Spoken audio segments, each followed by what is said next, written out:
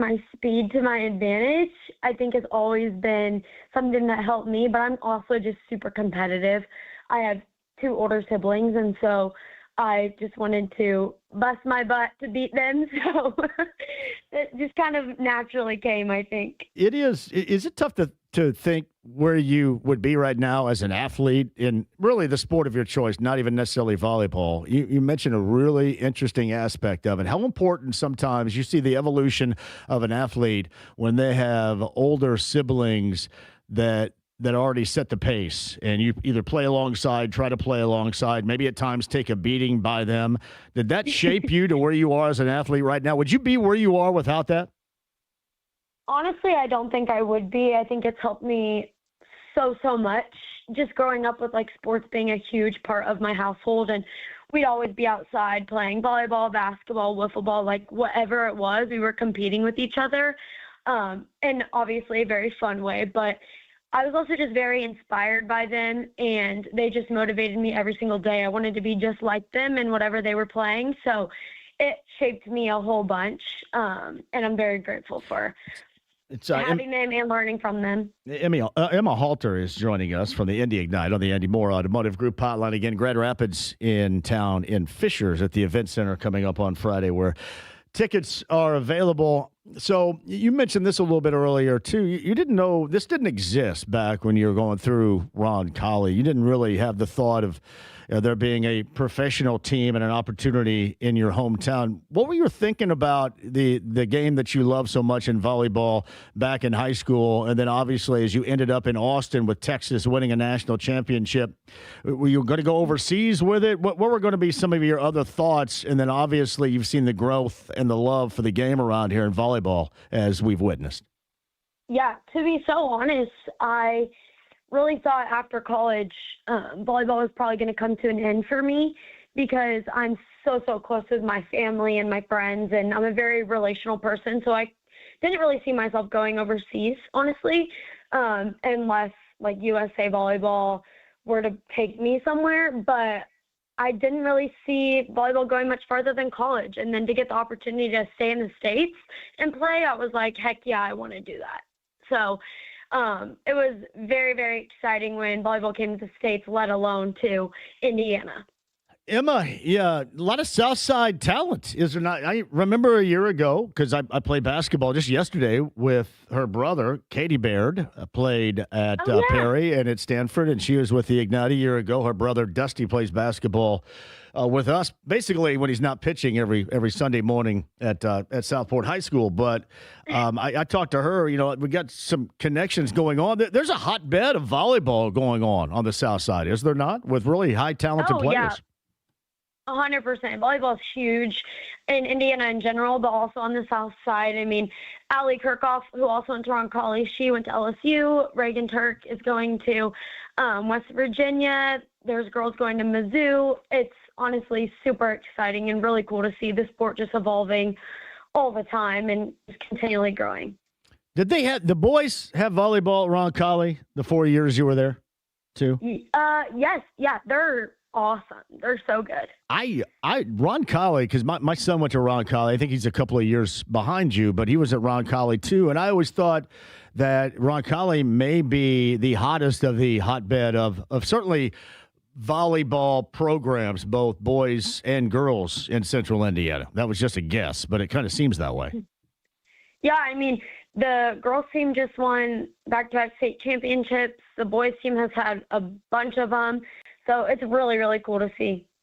Very special. Yeah, it is. There's no doubt about that. It's funny to watch. So you think back to your 4 years at Roncalli, what comes to mind besides athletics? Have a good time?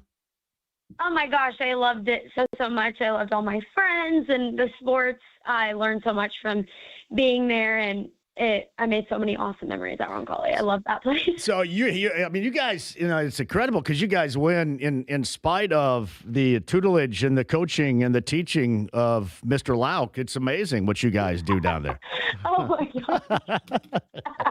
That was funny. He knows this to be true. I'm a tremendous fan of Coach Lauk. So obviously winning softball titles and doing what he does with the athletics program down there stands alone. Coach Sims and and everybody there. You can speak to this. I always felt this about my son when he went to Roncalli. It was perfect for him because it was small enough, but you also, I mean, you were also held accountable for everything. So, and you always knew that your kid was, really, that your kid was getting a concentration that was necessary to move on in life all 4 years there. That was really special to me. Oh, 100%. I was able to learn so much discipline and time management and all the things. I mean, I was pushed in athletics and in school, so it was incredible. I actually was coached by Coach Sims, who you just mentioned in basketball. Yeah. Wow. They've had some championships, one after the other, and a high level of success at Roncalli, and hopefully you saw that at Texas with the 2023 national championship, and you mentioned how much you loved it in Austin, and hopefully you can stir some of those championship echoes with the Ignite too. What's this Grand Rapids squad look like coming in on Friday? Yeah, they're great. They have a lot of success. They also have a girl that played at Texas with me my freshman year, so I'm excited to see her. But they have a lot of really strong weapons, so we're excited for Friday. It should be a really fun game. So is your hangout like it used to be with the Ignite a year ago, Parks Place Pub and Fishers, when you're not playing? Yes, it is. Okay, well, here's something Matt Sleater is constantly on this show because we do a lot of live shows at Parks Place and Fishers. Matt Sleater is one of the co-owners. You eat for free every time you go in. All right, you mentioned JMV and you get to eat for free. Just tell Sleater that he'll enjoy hearing that from me. Just say, okay, I definitely will. Seriously, it is a great spot, and I know how much he loves volleyball, and I know that you guys hang out up there a lot, but it is a great place in Fishers. Parks Place Pub. Matt Sleater, it is the JMV. I play for the Ignite, so I eat for free guarantee. Okay? So, just say that every time. All right? All right. Emma, pleasure. You keep doing what you're doing. Play well. Have fun around here, and go get them on Friday against Grand Rapids. We'll do it again soon, Emma. Thank you. Awesome. Thanks for having me. You got it. Emma Halter right there of Roncalli. Emma Halter of Texas and of the Indy Ignite. Matt Sleater's going to love that. Sleater! Sleater is just a tremendous. Both Matts up there are tremendous. Love me some Sleater. Grand Rapids and the Ignite on Friday. Go check it out. Report back to me. Yeah, hopefully. And remember, I forgot to remind her, Side Out. Have you ever seen Side Out, James? I have not, no. Lord, it is so bad, it is awesome. So bad, it is awesome. Is it as cheesy as the Top Gun volleyball scene? It could not be more cheesy if it were located in Wisconsin. It is beautiful. It's glorious. It would cover a Cheeto. C. Thomas Howell, his character was Monroe Clark. Oh, God.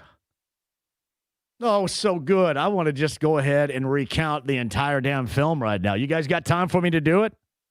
Would you guys rather that? Side Out.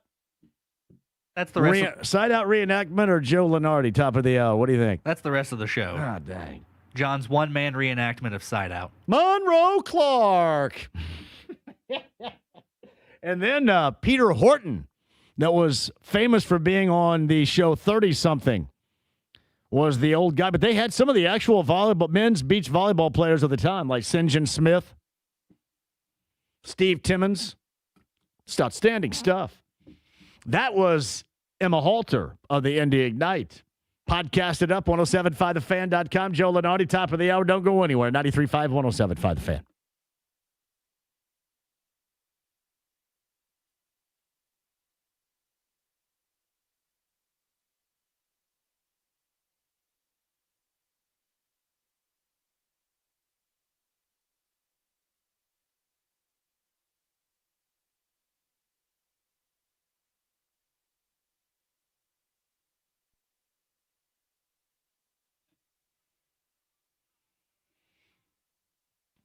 Hey, I'm John, and I have a great idea for you. The District Tap, you got 2 locations. Let's start right there. Northside, Clearwater Crossing, sports all over the place right now. We're going to enter the time of year when you're going to have multi-TVs. I'm not just talking about a single or a couple, multi-TVs to take in everything that you want to watch.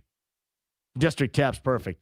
Also, great happy hour specials, damn good food, event space, live music, Clearwater Crossing, downtown Indy. By the way, post up there the pregame before tonight's Pacer game, and then roll in there afterwards for a nightcap. It is spectacular. It's a block from the field house, the District Tap. To find out more online, thedistricttap.com.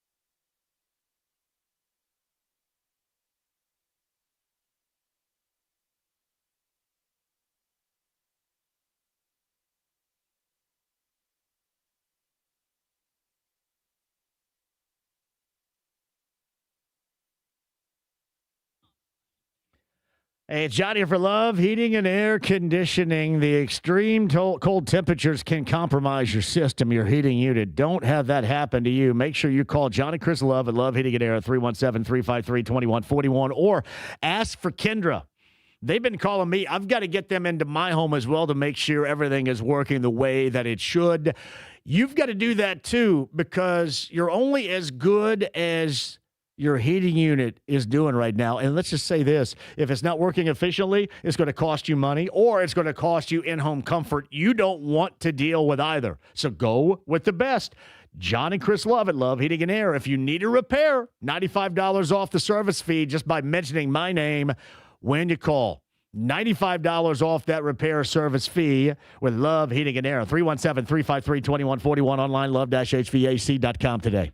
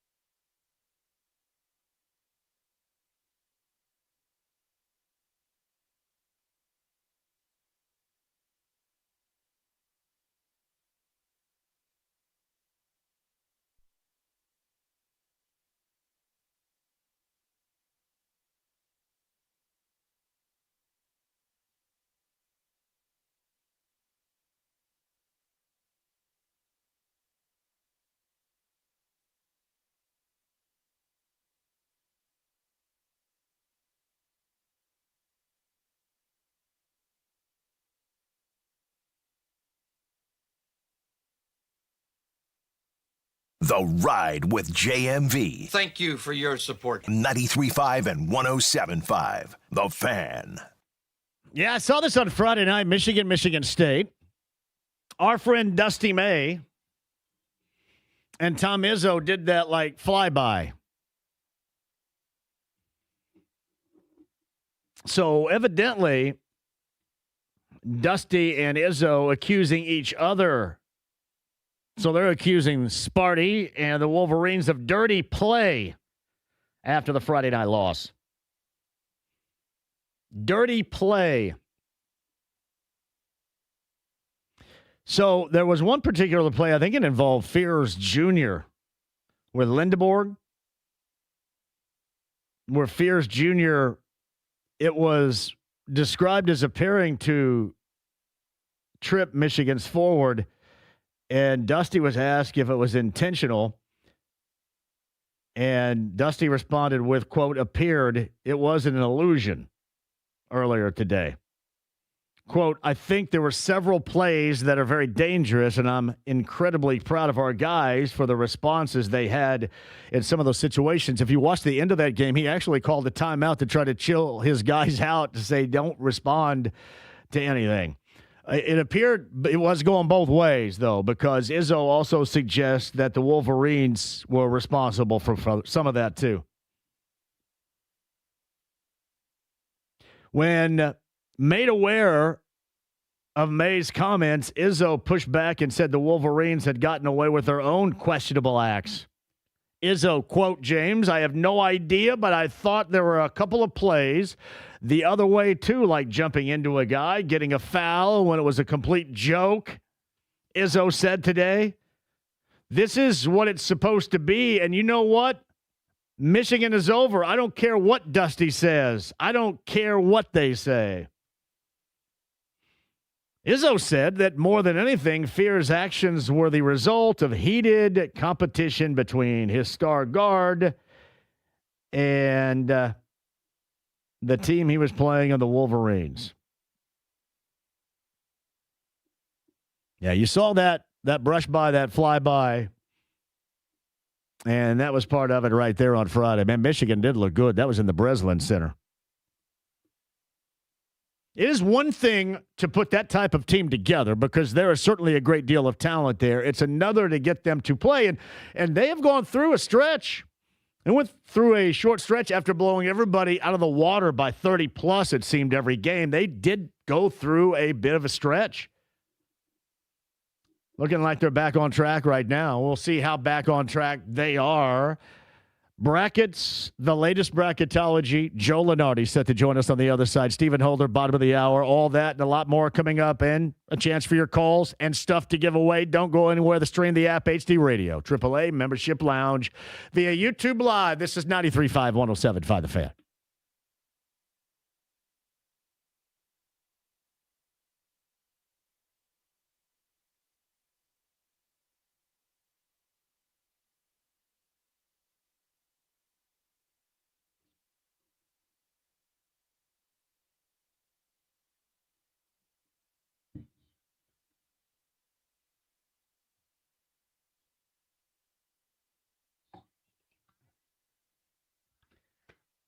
Best in Plumbing, LD Smith Plumbing and Drains at 317-927-7186. The extreme cold temperatures, the snow can compromise things too, especially with frozen pipes. That is a major malfunction, and that's when you definitely need the emergency services of LD Smith Plumbing and Drains at 317-927-7186. But one of these days, hopefully soon, this snow is going to melt.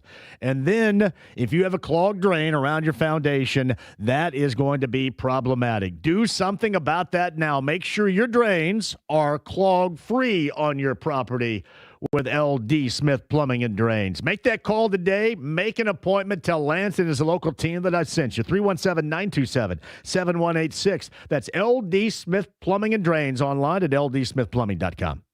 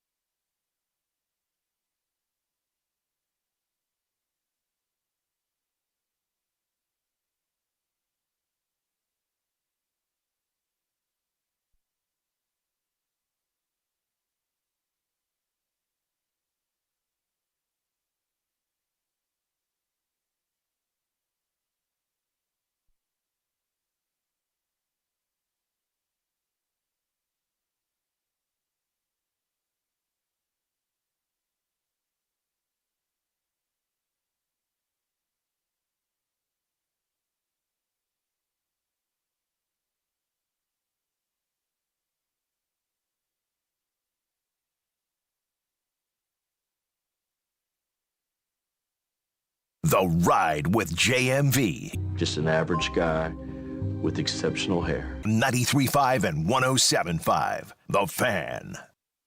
Stephen Holder a little bit later on. Man, whatever weekend on Saturday night was outstanding. I actually played this for the first time, and I saw it live. Gary Clark Jr. opened up for the Black Keys last summer. Doug Wiggin and I, James, attended, and this, I should say, song sounded as badass there as it does right now. This is really good. This cover.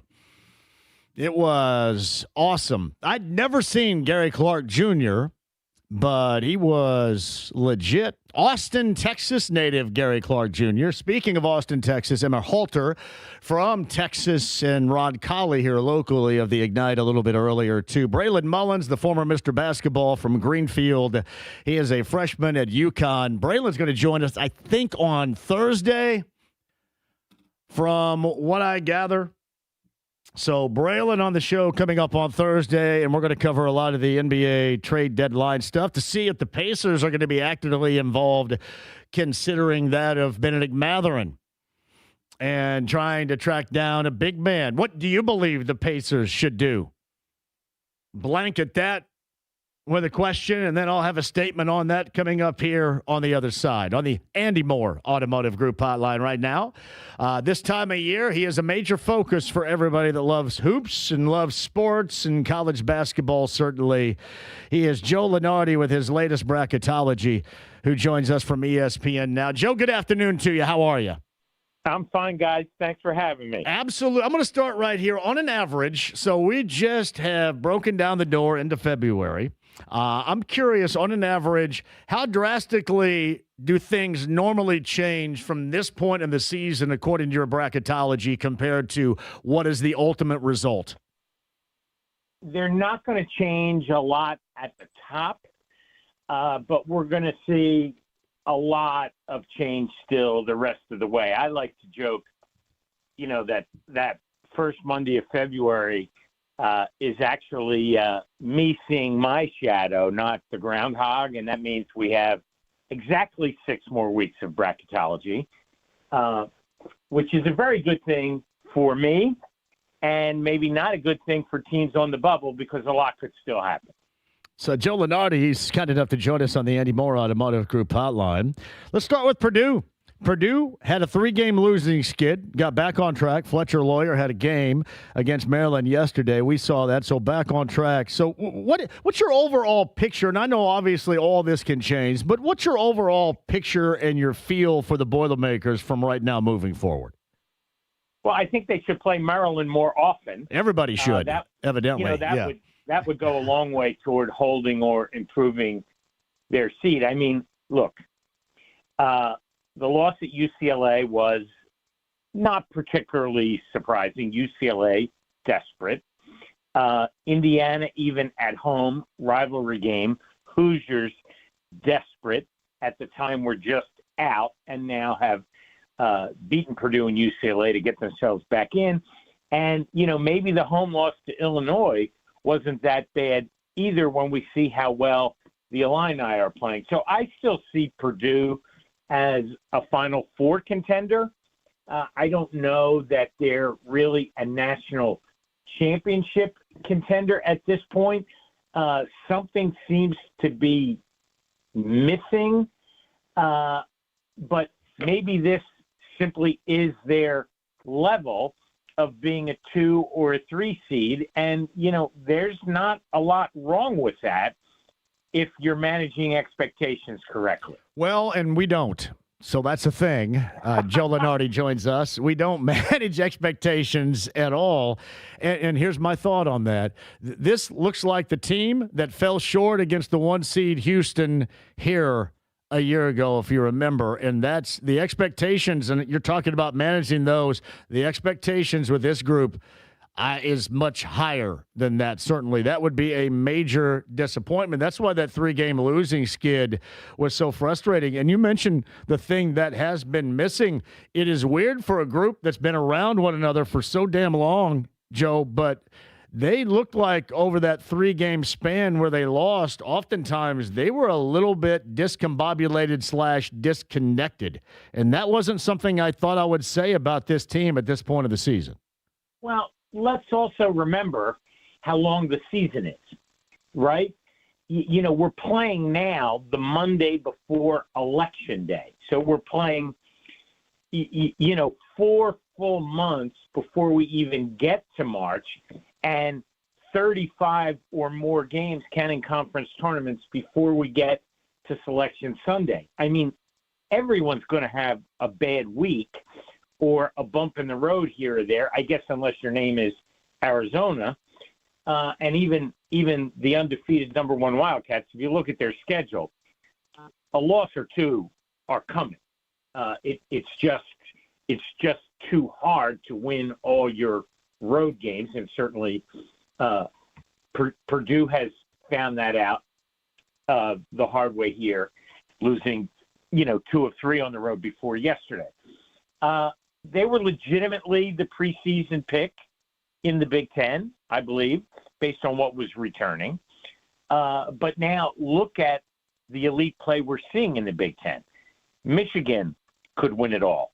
Illinois could win it all. Until this past week, we might have even said the same thing about Nebraska. I think Michigan and Illinois are the 2 most dangerous teams, but how often do we see a team down a peg or 2 from a conference make the longer run in March? It's simply the nature of the beast when you're talking one and done. So I don't mean to be down on Purdue at all. I just mean I don't see a realistic path for them now to be a 1 seed. Yeah. But maybe just maybe the gods of March are due to smile on the Boilermakers after, our recent share of St. Peter's and Fairleigh Dickinson's and the like. Maybe Purdue is the 3 that wins an Elite 8 game and goes to the Final Four. You don't have to be the best team overall that day. You just have to be the best team for those 40 minutes. And with their experience and with their roster, I mean, who's to say, even as a 3 or 4 point underdog in an Elite 8 game, you would take being in the Elite 8 game today, I would think.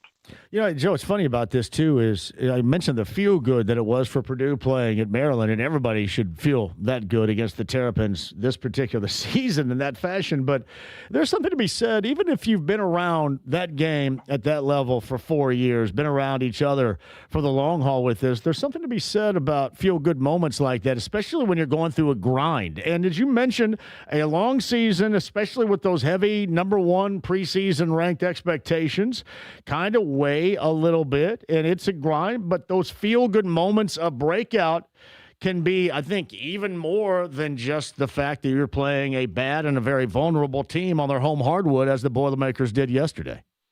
Yeah, and I look at it, as being a little bit cyclical. 5 of their last 9, at least when I was looking at it yesterday, were at home. I think that's correct. The 2 toughest games left, at least by, my rankings, Michigan and Michigan State, they're both at Mackey, at Nebraska, at Iowa. No easy lift by any stretch, but, no worse than a coin flip. And the others really should all be wins. So, they're a 3 seed in the bracket that's coming out tomorrow. That's a spoiler alert, I guess, because the 3 losses are still hurting more than a lopsided win over a bad team helps. But, they're in with some pretty elite company at the top of a bracket that is much deeper than usual of very, very good teams. What do you think's their high water mark as far as seeding is concerned when it's said and done? I think they can be a 2. I do not think they could be a 1, and that's not necessarily the end of the world if they're a 2 or a 3, because you want to avoid that 1 as long as possible, right? And then if you're in an Elite 8 game as a 2 or 3 against the 1, well, that's no different than if you were the one playing the 2 or the 3, except you're wearing dark instead of white. Materially, it's still a 40-minute game where you have every chance to win. So while I may not be bullish on the Boilers to make the Final Four at this point, they're certainly on the short list of maybe a dozen teams that very much can. Joe Lunardi of ESPN, his bracketology popping, as he mentioned, coming up tomorrow. He's on the Andy Moore Automotive Group hotline, and a team that has been on the rise in the past week and playing off the weekend has been that of IU. First, it was a Tuesday night win at home against the aforementioned Boilermakers, and then a double overtime thriller at Pauley Pavilion late Saturday afternoon. And the Hoosiers moving forward, now getting USC coming up tomorrow night. But where is Darren DeVries and that team as of right now? Your feel for them. They were on the outside looking in. Where are they? Are they comfortably in this picture right now? Well, I think they're a great example of how long the season is and how quickly things can change. I don't have it in front of me, but they had lost 3 or 4 in a row, if I'm not mistaken, before getting mentally healthy, if you will, by getting to play at Rutgers. And that took them into the Purdue win, UCLA. I think it's asking a lot to sweep the LA schools. It's a hard trip, not one where we have a lot of history on, how the traditional Big Ten teams will do on a 2-game West Coast trip. I'm still getting used to the idea that those schools are in the Big Ten. It's weird, yes. As maybe many, I was in LA this time last week and looking, at some of the games that were coming to town and going, well, that just is silly. But, here we are. And, yes, Indiana, while I wouldn't say comfortable, they're not among the last 4 in tomorrow's bracket. So that means they wouldn't be part of the first 4 in Dayton. And, if they can play maybe a game or 2 better than 500 the rest of the way, they should hold that spot, because to be a little bit better than 500, 5-4 or whatever it is, most teams have 9 or 10 games left. You can't help but beat some other tournament teams along the way. I think their schedule is a little harder than Purdue. I know they still have to go to Mackey. They have to go to Illinois. So unlike the Boilers, Indiana's toughest games are not in Bloomington, not at Assembly Hall. So, we'll see if they can hold up. But, again, the arrow is pointing up. It's February 2nd, and that sure beats the alternative. How many more quad ones do you think would be necessary for them, they being the Hoosiers? And you mentioned these games they have at Mackey and then one, obviously, in Champaign.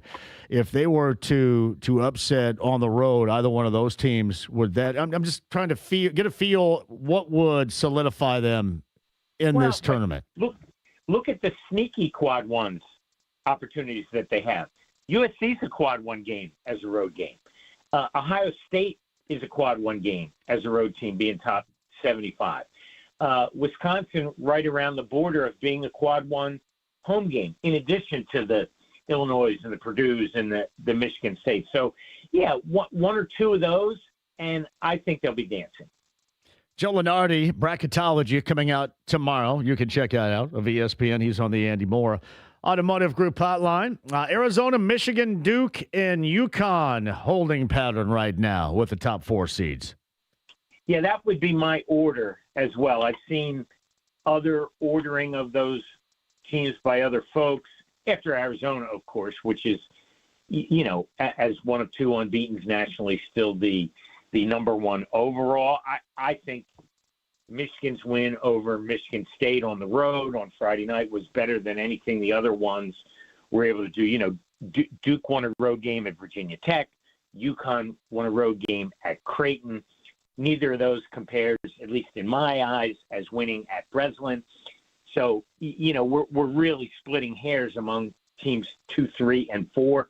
And then there's a pretty wide gap. I wrote about this for tomorrow.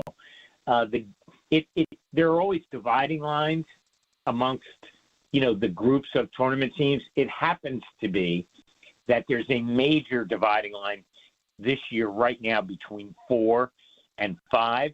You could drive a truck through the space resume-wise between UConn and Illinois, Illinois being 5th now, the top number 2 on our board. And that leads me to think that we won't see much change on the top line. I think the only team that could realistically fall off is Michigan, not because of who they are, but because of who they have to play and where. I think they're the only one, maybe Arizona, but they've got a pretty nice head start. Michigan's the only one I think that can lose enough to drop. Duke isn't in the ACC because they don't really have a challenger, and UConn can't in the Big East for the same reason. They don't really have a challenger. That's what I was going to ask. Is it tough for UConn? Because you look at it this way, they can run roughshod over a lot of teams because it is clearly outside of the top couple, a down year in the Big East. Is that a hindrance or is that helpful for a team like UConn? Well, from a seeding perspective, from a resume perspective, it's probably helpful because there's just not that many games realistically that they can lose. Now, the flip of that is, if they lose to a bottom-end team in the Big East, it's a lot worse than, let's say, a Michigan losing to Wisconsin, right? But Danny Hurley's track record, he's a pretty hard-riding jockey. I'm not really seeing them lose a game that they're not supposed to because they've got that we'll show you look in their eye after, having for them a pedestrian year last year coming off back-to-back titles. UConn's going to be a 1 seed. They're going to open the tournament as the number 1 in Philadelphia on Friday, March, 20th.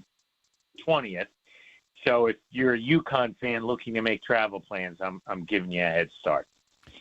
It's Joe Lunardi with us.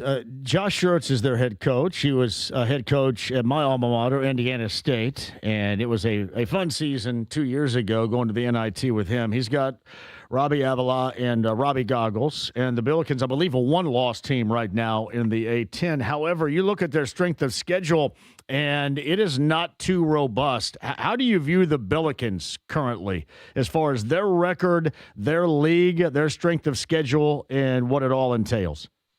Well, let's leave the resume talk aside for a minute, even though I live my life doing that. Please, yeah. Let's just state for the record that they're really, really good at basketball. Right. Their offensive and defensive efficiency numbers, adjusted for their weak non-conference schedule, are still off the chart. They score more points per shot attempted than any team in America. And they allow the least points per shot attempted of any team in America. That's a double-double that I've never seen. So, yes, does the A-10 weigh them down a little bit? For sure. Are they going to be a top 4 seed? No. They would have been in the old days when the committee had kind of a different way of approaching these things. It was less resume-oriented. But by the end of the day, they're going to be 6, 5, long shot at a 4, and no one's going to want to play them. I've seen them in person multiple times, and I communicate with Josh fairly regularly because I do the radio for an A-10 school here in Philadelphia, St. Joe's. Yeah. So, I'm pretty aware of what they're doing to our league, which is eviscerating it, and that's going to continue. And they're not as good as the Atlantic 10 team out of Dayton that was going to be a 1 seed with Obi Toppin.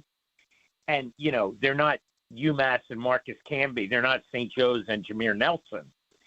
Because, then we're talking like Wooden Award winners on your team, like best player in the country. Robbie's really good, but he's not that. And yet, can they be a second weekend team? Absolutely.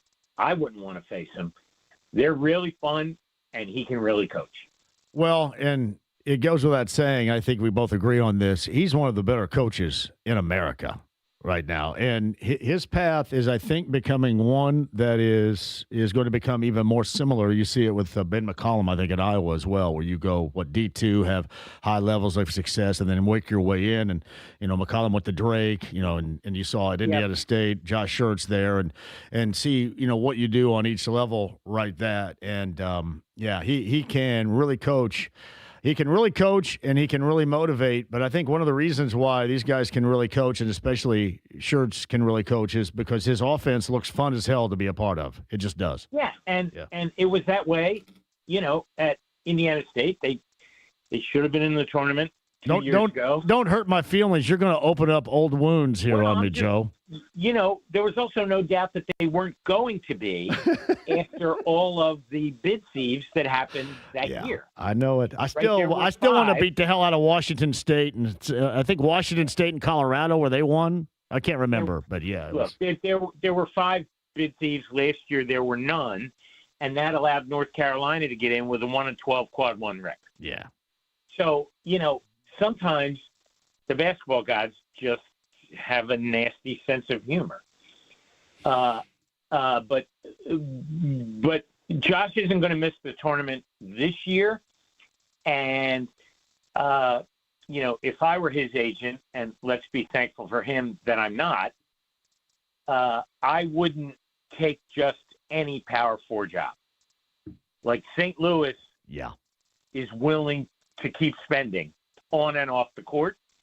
So, he can wait and have, a top-tier job, whether it's this year, next year, or whenever. And good for him. It is funny, with football around here now, Joe, we can speak to this. A change in landscape has affected the thought process on a lot of things, and certainly what you just described at the coaching level and programs that you wouldn't necessarily believe somebody would want to catch some roots on, but can now because, again, of the transfer portal and NIL and all of that. So that's true. If I said to you, okay, what's less likely, St. Louis going to the Final Four in basketball or Indiana football winning a national championship? Yeah. Indiana would easily. Likely. It would, that's what makes that, stratospheric as a story, In basketball, we had Florida Atlantic recently. We had San Diego State. We had Sister Jean, for heaven's sakes. Like, it really happens in our sport. It never happens in that sport, or at least never did. And probably shouldn't say this, but that's the reason I was rooting for Indiana. It's good for fans. It is good for fans. It sure as hell was good for us around here. Joe Lunardi, really quickly, I know I got to hit a break and you got to run here. Miami, Ohio, what's that viewpoint for the Red Hawks as of right now and your expectation? They're going to be this year's Indiana State, maybe with more attention, particularly if the 0 stays in the loss column. But I would say this. If they get through the regular season unbeaten, regardless of the numbers on the computer, I can't imagine that the committee would leave them out unless circumstances are just so extreme like they were a couple years ago that they run out of spots. And for the record, I'll also say I'm looking forward to my trip to Indianapolis toward the end of February. I will be out there to catch some hoops and do a little bit of business at the NCAA. So, well, wait a minute. What are you going to? No, when is this again? I will be. I'm hoping to go to the Purdue-Michigan game on the 17th, I think it is, and then at Hinkle the night after, and then some NCAA work. The committee will be in town to do its sneak top 16. So I'll be in town for a couple nights there, third week of February. You slide by here and spend some I'll bring my Texas Instruments calculator, and we'll numbers things up in this studio, too. How about that? Right downtown. There you go. A couple blocks away. You bet. All right. Hey, Joe, it's a pleasure, man. We will catch back up soon. Thank you. Hey, you got it. Joe Lunardi of ESPN's on the Andy Moore Automotive Group hotline. Was he talking about that thing, James, they used to do with the media around here that I was never invited to? The NCAA did a sneak peek. Well, this is how we get the teams together. They invited everybody in this market but me. I blank you not. Everybody but me. And you know I don't hold a grudge. What, you? Never. They invited, I think Derek Schultz has been like 5 times. So what you're saying is it's deliberate. I think Jake has been. They invited everybody but me. In this market, everybody. Hell, I think Dan Dockage went. I'm the only one. I never got invited to nothing. I think Hell, they probably invited Tony Katz. They're purposefully excluding you. There is something purposely done. There's no doubt. I don't think they do it any longer. There's a conspiracy. And I've always said this, and I don't know, it's kind of like that whole Spectrum Award thing. I've never been nominated, never won anything. The local radio award that's basically it's a glass doorstop or paperweight is what it is, really. But yeah, and I always say, I don't even want to go anyway. That's what you say when you're not invited. I don't want to go out with her anyway. That's what you say when she's not interested, right? Quick break. We'll come back. I don't know why. I'm fun as hell. Never got the invite. Joe Lunardi, podcast at 1075thefan.com. Stephen Holder still to come. We got a 5 o'clock hour. Are we nude in the 5? Naked in the 5 o'clock hour. 239-1070. Get ready for that and more coming up. AAA Membership Lounge via YouTube Live. Become a AAA member today. 93.5, 1075 The Fan.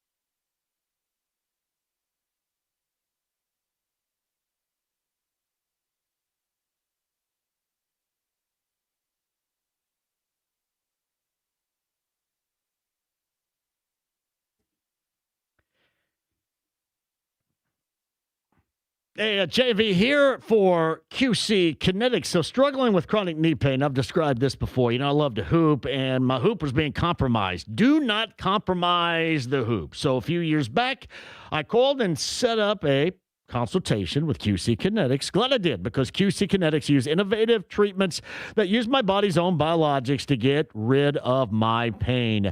317-559-PAIN. 317-559-PAIN today. That free, no obligation consultation to let QC Kinetics see if you qualify for the therapies they offer to help successfully become pain-free. QC Kinetics, a wide variety of regenerative therapies, including PRP and stem cells. Knee pain, gone. Hooping it like a madman now. Thank you, QC Kinetics. With no lengthy recovery time, no harmful medications. It is all good with QC Kinetics. Back and hooping like crazy. You can get back doing what you love to do without that pain. Give Q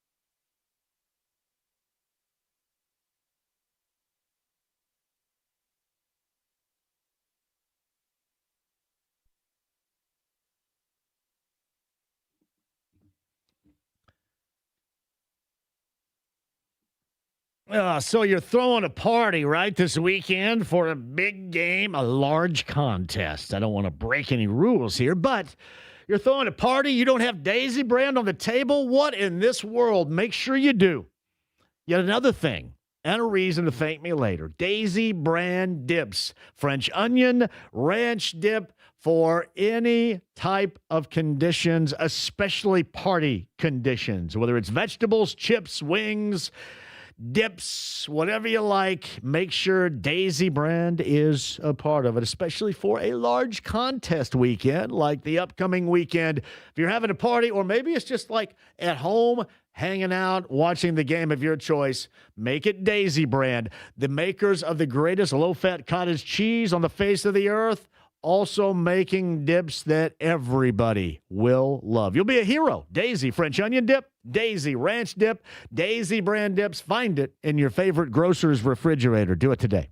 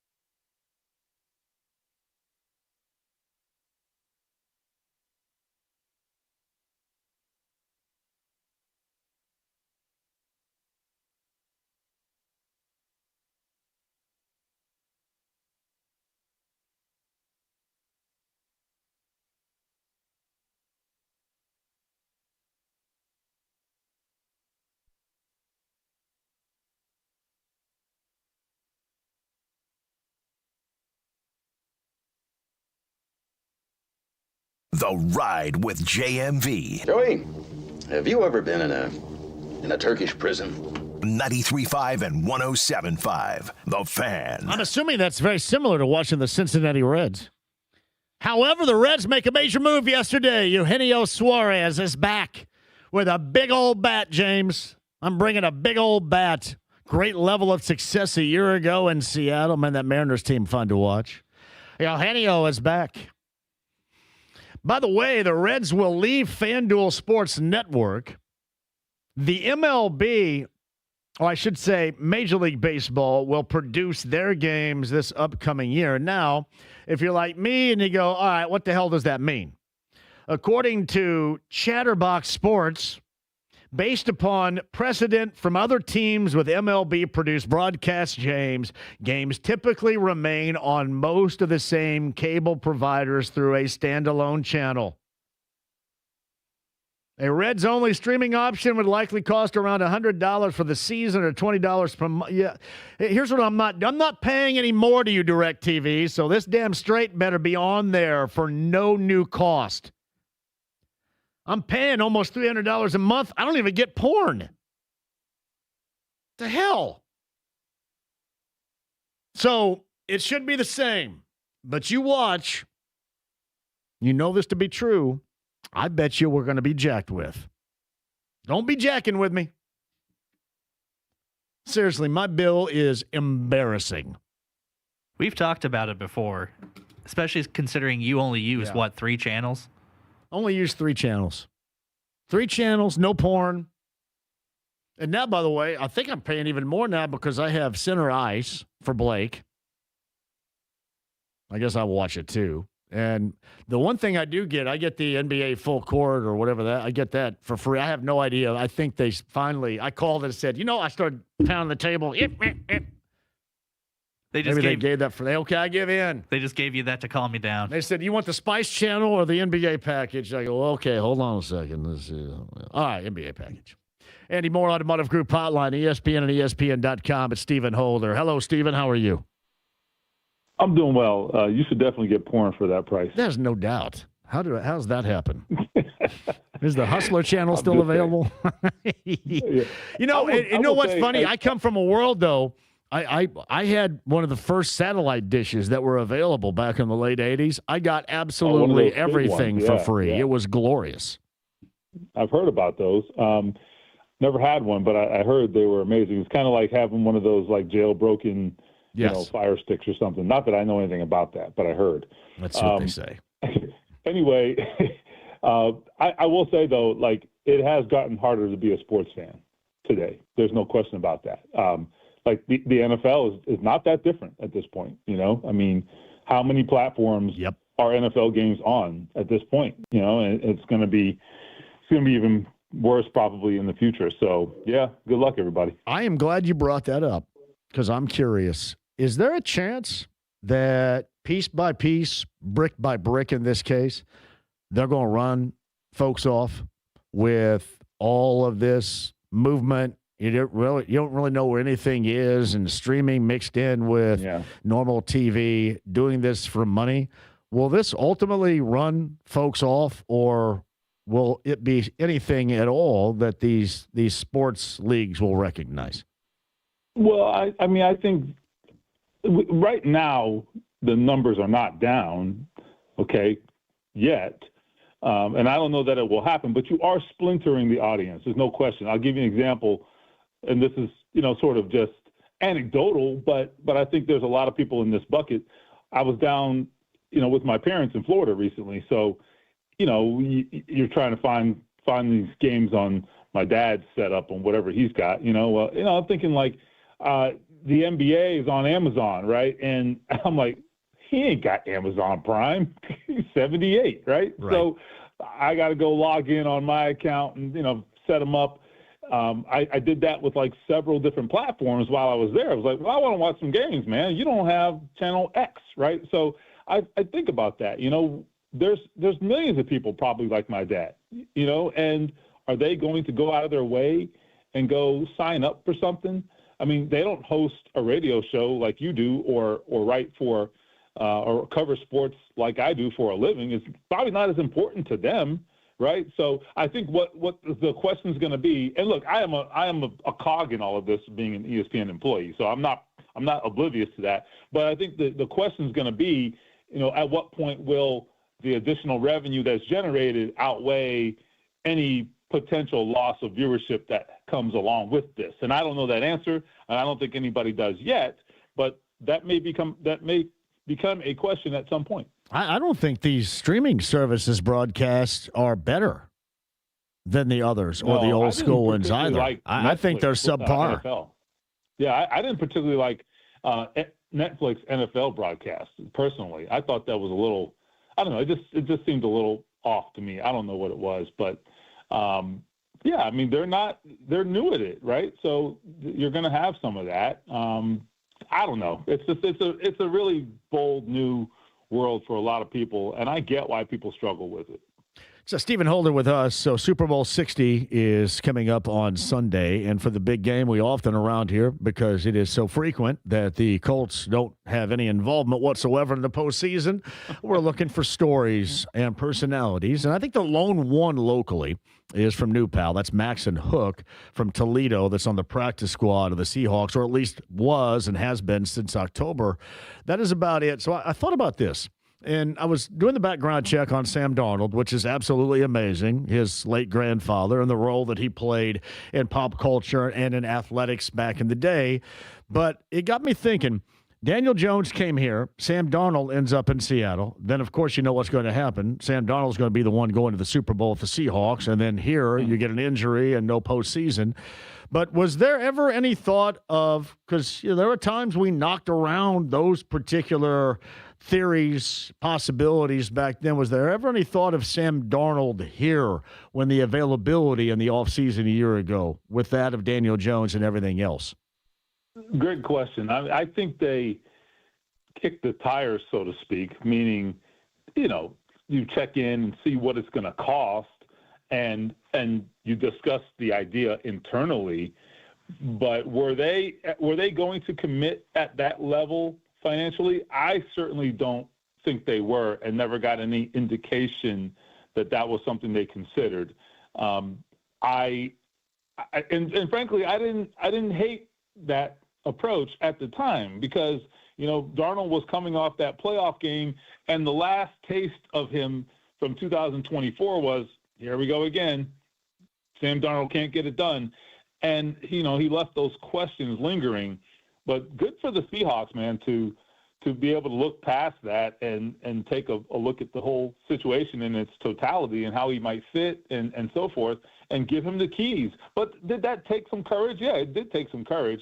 I would say there was probably more recent body of work that was better with Sam Darnold than Daniel Jones, because Daniel Jones' recent body of work was getting benched, okay? Let's be honest, last year. So the difference was it wasn't going to cost you, 99 or $100 million. So I get it, but it does, in hindsight, there are, I think questions are at least in order. It's a fair discussion. A couple of unrecognizable things regarding these two teams in connection with the Colts. One is you go back to that matchup in the Pacific Northwest earlier this year. The Seattle team, we saw it especially in the NFC title game, is not even close to the one that we saw give Phillip Rivers and the Colts an opportunity and probably should have won that game in Seattle during the regular season. And then I'm always thinking about the Berlin game. No, Frankfurt. It was the Frankfurt game with New England, how unrecognizable that set is now compared to the team that Mike Vrabel now has guided to the Super Bowl coming up on Sunday.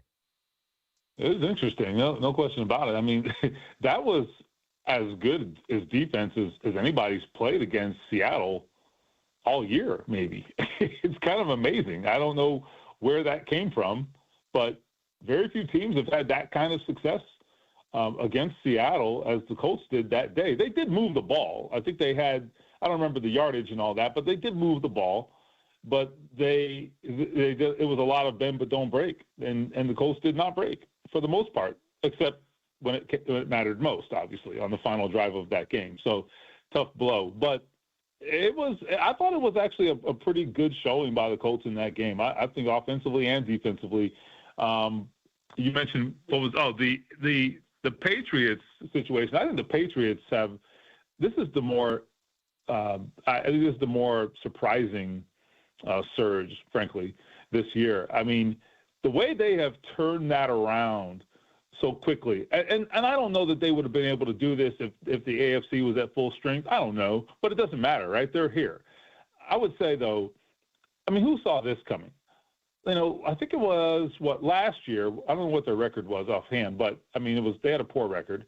And I remember, though, that game in New England last season, not the Frankfurt game, but last season, the Colts with Anthony Richardson went up to New England and beat them. And I remember walking away from that game like, man, that team has no talent. Like, I remember talking to the Patriots reporters in that game and thinking, man, like, this is the 2024 season. I remember talking to the local reporters saying, like, I was looking at the roster and, like, this roster sucks, man. And they were like, yeah, they really are bad.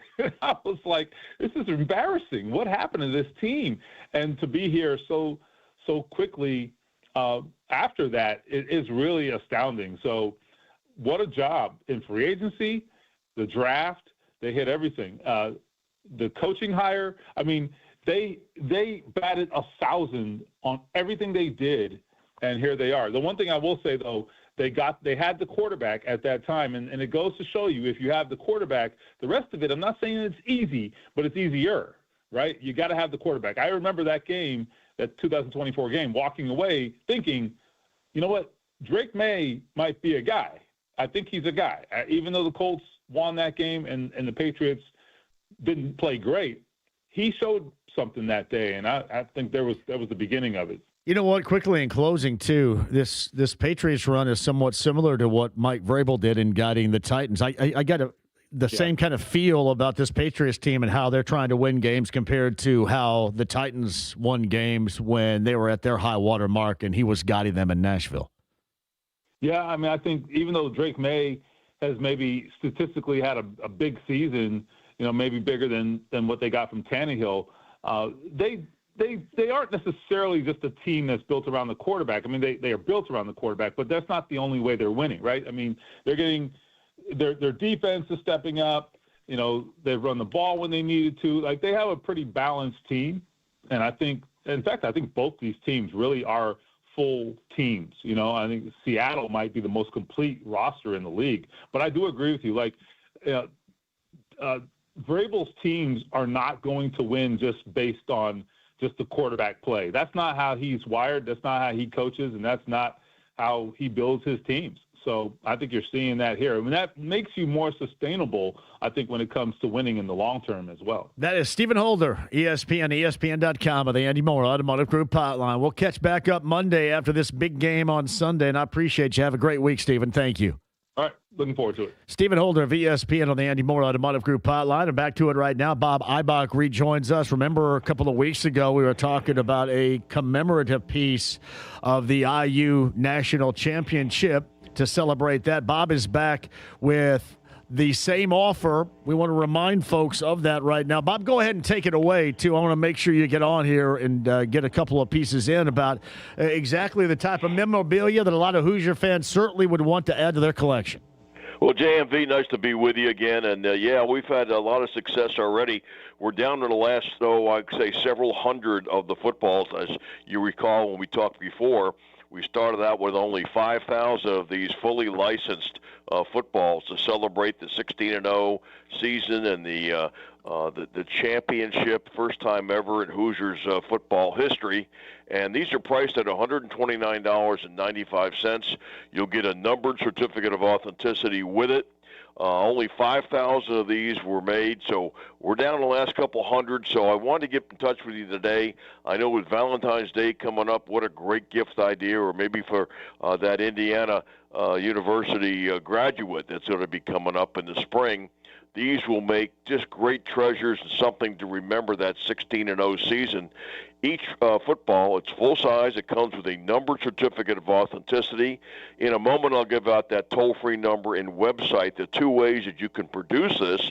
But before I do that, I wanted to point out that on some of the panels, and everything is going to be embossed, so it'll stay pristine looking for years to come. It won't fade from sunlight or something like that. One of the panels features the undefeated 16-0 season with all the scores, the games, the opponents, right next to an Indiana University football helmet, really stunning. Then on another panel, we've got Indiana football facts, history about the school. And then, of course, we have the Big Ten championship logo on there with the score and the date. And then, of course, the big part about this is having that national championship logo from the college football playoffs on there. And it's really a cool-looking thing.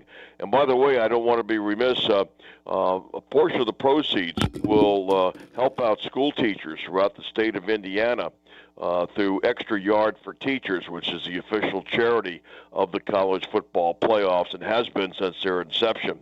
Here's the two ways you can get these. These are priced at $129.95. Only a few hundred are left. You can call today to get them. 800-345-2868. That's 800-345-2868. Or just go right to the website. You can see it there. You can order it. NIKOsports.com. You spell it NIKCOsports.com. That's NIKCOsports.com. cosports.com, or that 800 number, 345-2868. These will be sent to you, and probably in about 6 to 8 weeks, but you can go and download a special gift card for Valentine's Day or graduation when you go to the website. So that's something to consider, and give it to that individual and let them know that this football will be coming to them shortly after. You got it. Everybody wants to celebrate that continuously, and I don't blame them around here. Hoosier fans and the like, Bob, too. Again, NycoSports.com is the website, 800-345-2868. Make that call right now and check it out, 800-345-2868. Bob, thanks for the hop on really quick once again, too, and thanks for helping a lot of Hoosier fans celebrate this bad boy. Well, John, thank you very much and appreciate all your support. And I know the school teachers that a portion of the proceeds goes to in Indiana will really help and celebrate that as well. So a big shout out to your audience that's helped us out in the past. You got it, pal. Thank you, Bob. Be good now. You got it, too. NycoSports.com, 800-345-2868. Bye-bye, Bach, right there. Quick break. We'll come back. A very small segment next, but completely naked 5 o'clock hour, which means 317-239-1070. We chat with you. A little celebration in sports, some yip-yapping going on, some hardcore stuff coming up after 5 on 93.5 and 107.5 The Fan.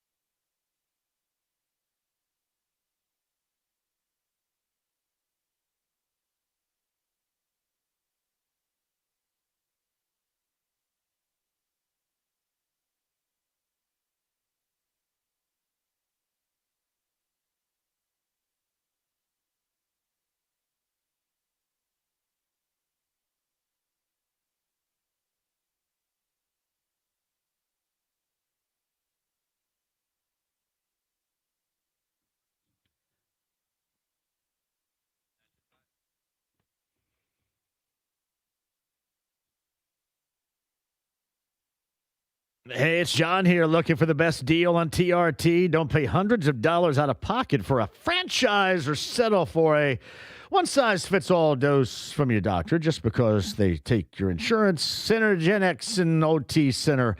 Powerful TRT dose for your body, and hey, get it covered by insurance too. Synergenex and Low T Center work with most insurance plans and customize each dose of TRT for maximum effectiveness and safety.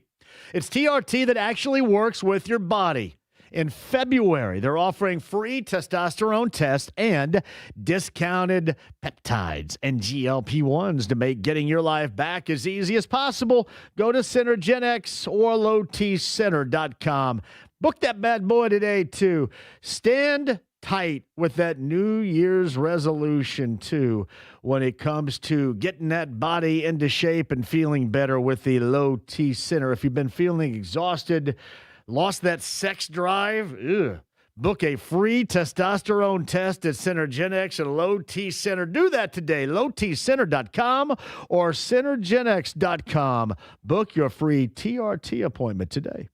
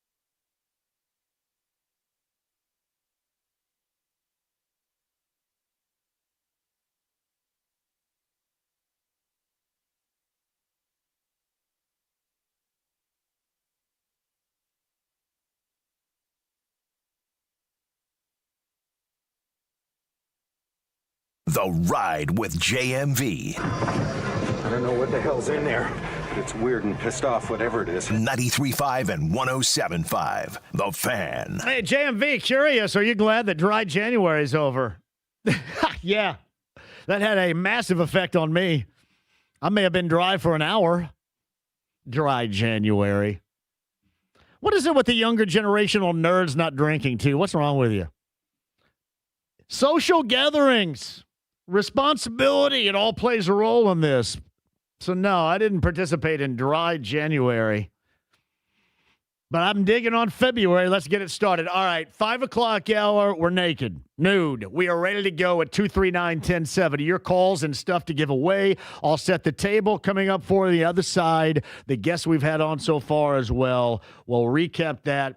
Don't go anywhere. AAA Membership Lounge via YouTube Live at 93.5 and 107.5 The Fan.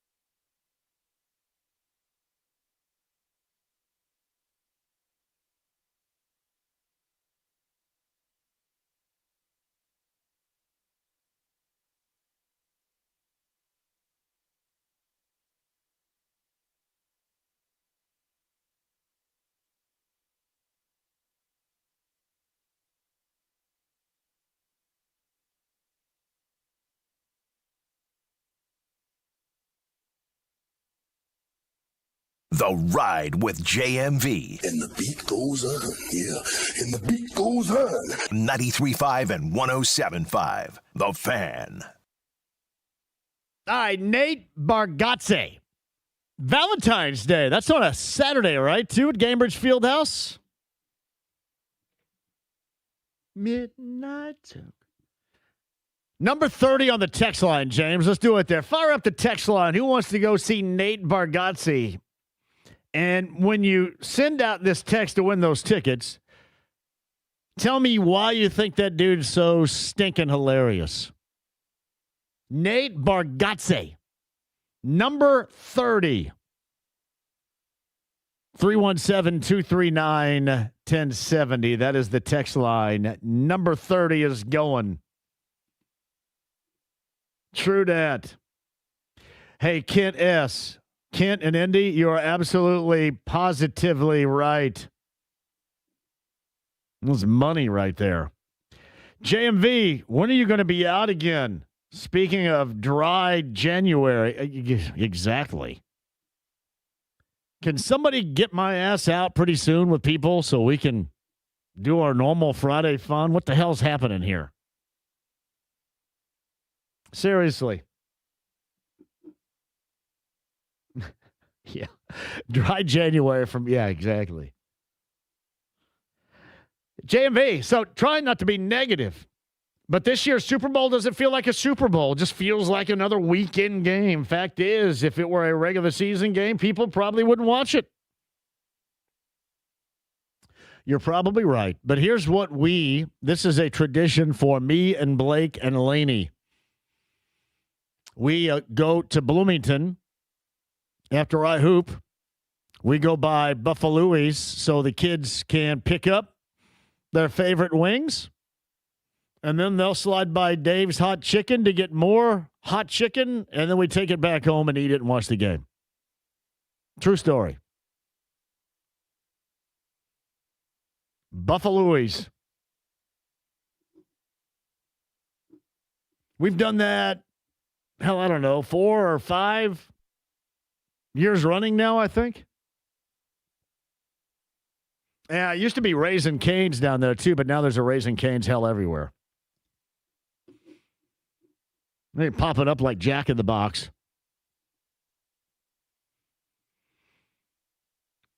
But no, it's more like routine, I guess. But I do agree with you. It's not like this is like an eye-popping, oh, man, I can't wait to watch. With all due respect, I think Sam Darnold's family history is awesome, but Sam Darnold and Drake May, I can't wait to see that cornerback, man. Ugh. Now, would you rather have this or would you rather see Patrick Mahomes back in it? Are you glad not to see the Chiefs? Are you glad not to think about all the storylines of Kansas City you're absolutely worn out on? Just out of curiosity. JMV, I was able to watch the Pacers on WGHR Channel 13 this weekend, which was awesome. That is true. They have a handful of games on Channel 13 WTHR. Pacers do play coming up later on tonight. Pacers and the Rockets coverage begins, I believe, here at 6:30. JMV, why do you not have more Pacer players on? I have no idea. It makes zero sense. It really is stupid. We have Chad Buchanan on, and I know the morning show they have on Rick every Tuesday. That's great. But players should be on this show, and the fact that they're not, or any show for that matter on this station, it's really stupid. I don't know who thought about that plan, but it's a faulty-ass plan. Not well done. Whoever thought of it needs to rethink it lickety, because it's really stupid. Get to know some of these dudes. I mean, hell. Especially in a season like this season. It's funny, I was on with Tony Katz this morning, and I'd mentioned gap season. He goes, hey, you keep talking about a gap season. Is that supposed to make everybody feel better? Yeah, in fact, it is. But I get where he's coming from. Gap season means, oh, so you're okay with losing. Gap season means you get mad when they beat the Atlanta Hawks because it's going to mess up their position in a potential top 3 selection. And believe me, to my core, I hate that level of sports nerdery. I do. I hate it. Now, is it wrong? No.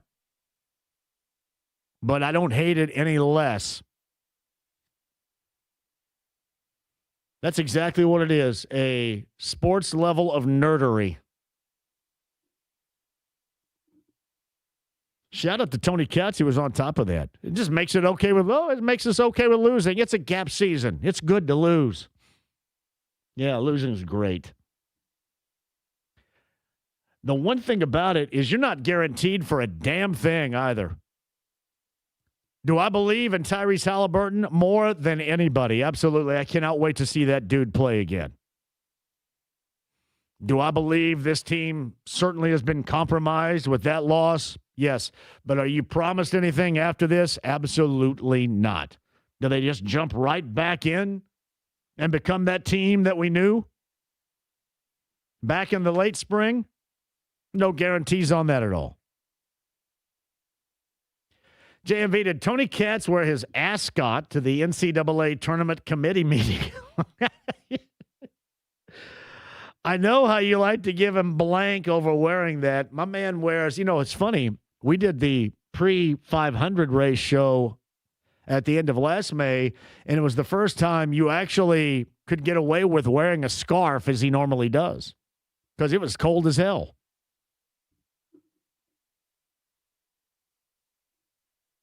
So true. Hey, you guys are texting in right now. That is well done by everybody out there. Joe Lunardi a little bit earlier talked about the rise of IU in the past couple of games especially. Got that start, maybe kick-started against Rutgers, but made that case against Purdue last Tuesday night on Peacock down in Bloomington and then survived. It was a very entertaining game, even if you had to watch it on Peacock. I'm sorry, these streaming services and their presentations kind of suck. Am I being too negative? I think you're right on target, honestly. Do they kind of suck? I think they all kind of suck. Mm-hmm. I agree. We love Noah. Now, Noah was on NBC. All right, here's what I'll do. I'll weigh down the other side of it. I'll give you some positivity. So the streaming content providers, their presentations suck. They do. But NBC last night, I love the fact that you move on from the football game of the week and they're doing Sunday night basketball on NBC. I like that last night. I know a lot of you are going to put down the NBA and it's a long season. They don't play hard and all that usual bull crap. But I loved what they did. I liked that double dip last night. That was great. It stinks that the Pacers are in a gap season, which equates to understandably losing. I hate that. That's going to probably now become something in my brain like entertaining loss. An understandable loser.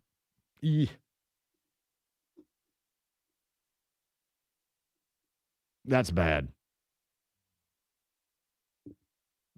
That's pretty funny. I just don't like those. The streaming ones on Peacock seem disjointed. Last night was good, though. Last night was, I thought, really good. Hopefully they continue that. Steve says, S118 for the win. That's old school satellite stuff right there. Abso-stinkin-lutely for the win. Hey, shout out to my guy Jeremiah Wheatley on this Groundhog Day where Puxatawny Phil, the groundhog, it's weird. I don't know how that plays. That's supposed to be the forecast of 6 more weeks of winter. I got news. This snow's still going to be here in 6 more weeks anyway. That's not melting anytime soon. This snow is going to be here until April Fool's Day. Mark my words, especially if these big dirty-ass piles of snow are going to be here. They're going to probably be here until 4th of July. But Puxatawny Phil forecasts 6 more weeks of winter. I don't know if anybody else has ever noticed this, but if you're driving on the south side, if you're going up Bluff Road, after you go past the intersection of Bluff and Southport, right before you get to the train tracks, there, more than just occasionally, is a groundhog that's standing right there next to the road. And I saw him today. He looked fine. So I don't know, just because Phil in Pennsylvania suggests 6 more weeks of winter in the forecast, the one down off of Bluff Road thinks that we're going to be back in business here relatively soon. He was not scared of anybody. He was right next to the road hanging out like crazy. I would like to know what Phil's record is on the whole predicting winter or not winter. Well, Bluff Road Barry didn't seem too preoccupied at all with passing cars. He wasn't scared of anybody's shadow. Is that his name Nothing. now? Bluff Yes. Road Barry. Bluff Road Barry is the groundhog that I pass. About a couple of times a week. Now, if you come up from the south side, you know exactly what I'm talking about because the thing sits there all the time, just right next to the road. And you go, man, please don't run in front of my vehicle. But I think he's so used to the traffic, he's kind of chilled. Bluff Road Barry says, not so fast. Not scared of anything right here. That is so true, though. Yeah. JMV, what did you think about your guy, Dusty May and Tom Izzo in the blow-by on Friday night? I loved it. Dusty charges the Spartans with dirty play. Tom Izzo counters with the Wolverines' dirty play. Let's just face it, it's the state of Michigan getting together, and when the state of Michigan gets together, there's probably going to be ample dirty play. Now, I'm the biggest fan of Dusty May, but you do know how I feel about the state of Michigan. Dusty May has absolutely a ton of talent. That was an impressive win. Beyond that, too, and I'm sure Izzo has probably been out of shape about the way that they lost. And they were down big, came back, and then ended up losing big. Wolverines are just really impressive. And Dusty's got something going. See, what happens now is you go from being the sweet little mid-major Florida Atlantic story, hard-working coach, started as a manager, worked his way up, small town, southwestern Indiana. And now when you start having success, much like is what, mark my words, and IU fans know this too, what's going to happen with the football program? People start doing what? Taking shots because of your success. No longer are you fun and interesting to talk about, enjoyable to talk about. Now we got to find a way to tear at you and tear you down. So that is what is next. Now, first, if you're Dusty, you're going to have to get back to the Final Four. And then with Michigan, this is going to have to be a frequent occurrence. This is not like FAU where, hey, this is great. What a great story. By the way, I think one of his former Owls is a backcourt guy with Wisconsin, is it not? I don't think who that is. Yeah, I believe that is the case. Guy is still actually playing. But you're going to get that with IU football here relatively soon. You're going to get it. Really, it's already started. You know, the charging of the schedule, you know, the cheating, all this stuff. And all this in large part is just a bunch of people that figure it is time to start slinging arrows at the much talked about positively football program. That not, in fact, is the little engine that could, but it is taking a stranglehold on the football landscape because the possibilities now exist, whereas they didn't 5 years ago. Oh, wait a minute. They do have the resources. They do have the cash. Well, that's not fair what they're doing. Clearly, they're cheating. Now they're taking advantage of what is going on. And a lot of people would suggest that Dusty did the same thing in Michigan, and that is now transformed into a former Florida Atlantic great little story. That is so nice. The American Athletic, it's sweet. Oh, look what they've done. And now at Michigan, it's becoming something everybody's going to start taking shots at. It is. I think it's just with a high level of success. Here's the way that it is, friends. It is a rite of passage. That's how you can tell you're good at what you do. That's how you can tell.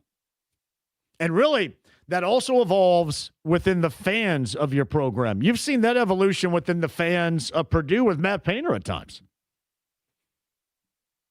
That's how you can tell you are successful, is when people start taking shots and shots like that at you. JMV, Phil said, yeah, I know. Can we trade Bill for Bluff Road Barry? Corey Elliott writes this. So I take Bluff home all the time, and that stretch from Southport to Stop 11 is the absolute worst road of the state. Horrific pothole situation. And believe me, I'm a big fan of Kroger, but never, ever, ever go to the Southport and Bluff Kroger unless you're on a moped and you can find a parking spot. That may be the only parking lot that is worse than the one we have here. Now that's saying something right there. I'm telling you got to roll up in there on a moped if you want to find a spot. The only chance that you got. Bluff Road Barry says, yep, we're good to go. Bring on summertime, Bluff Road Barry. Bluff Road Barry sounds like he'd be smoking heaters and just drinking. Bluff Road Barry's saying, all you asses are just driving right by, and I don't even care. I'm like, literally, he is on the shoulder of the road just sitting there hanging out. I don't know what he's doing. I don't know if he's got an eyeball out on the hawks that could be flying around up. The bald eagles are flying around all the time. I'm driving up. You guys see bald eagles? See bald eagles all the time. I didn't even know we had them around here. Bald eagles all the time around. I don't know why it is. I'm out in the backyard. One's flying over. Such a true story. You know, you used to have to go to like Alaska, I would think. Right? People, I go to Alaska. I know when I went to Alaska in 2014, you know, one of the things you really wanted to see was a bald eagle. But hell, I mean, now all the time. Southern Indiana, here's where you go. If you really want to see a bald eagle, go down I-69, and I don't know if there's a place you can park if you get off the road. There's a fish hatchery down there. Just go ahead and stake out the road next to the fish hatchery, and they're flying over all the time there. I'll have to keep that in mind. Yeah. Little nuggets of Hoosier information that you all absolutely need right there. Thank you very much. JMV, I was watching Butler and Georgetown on Saturday. What do you make of the issue Thad Matta has with that group?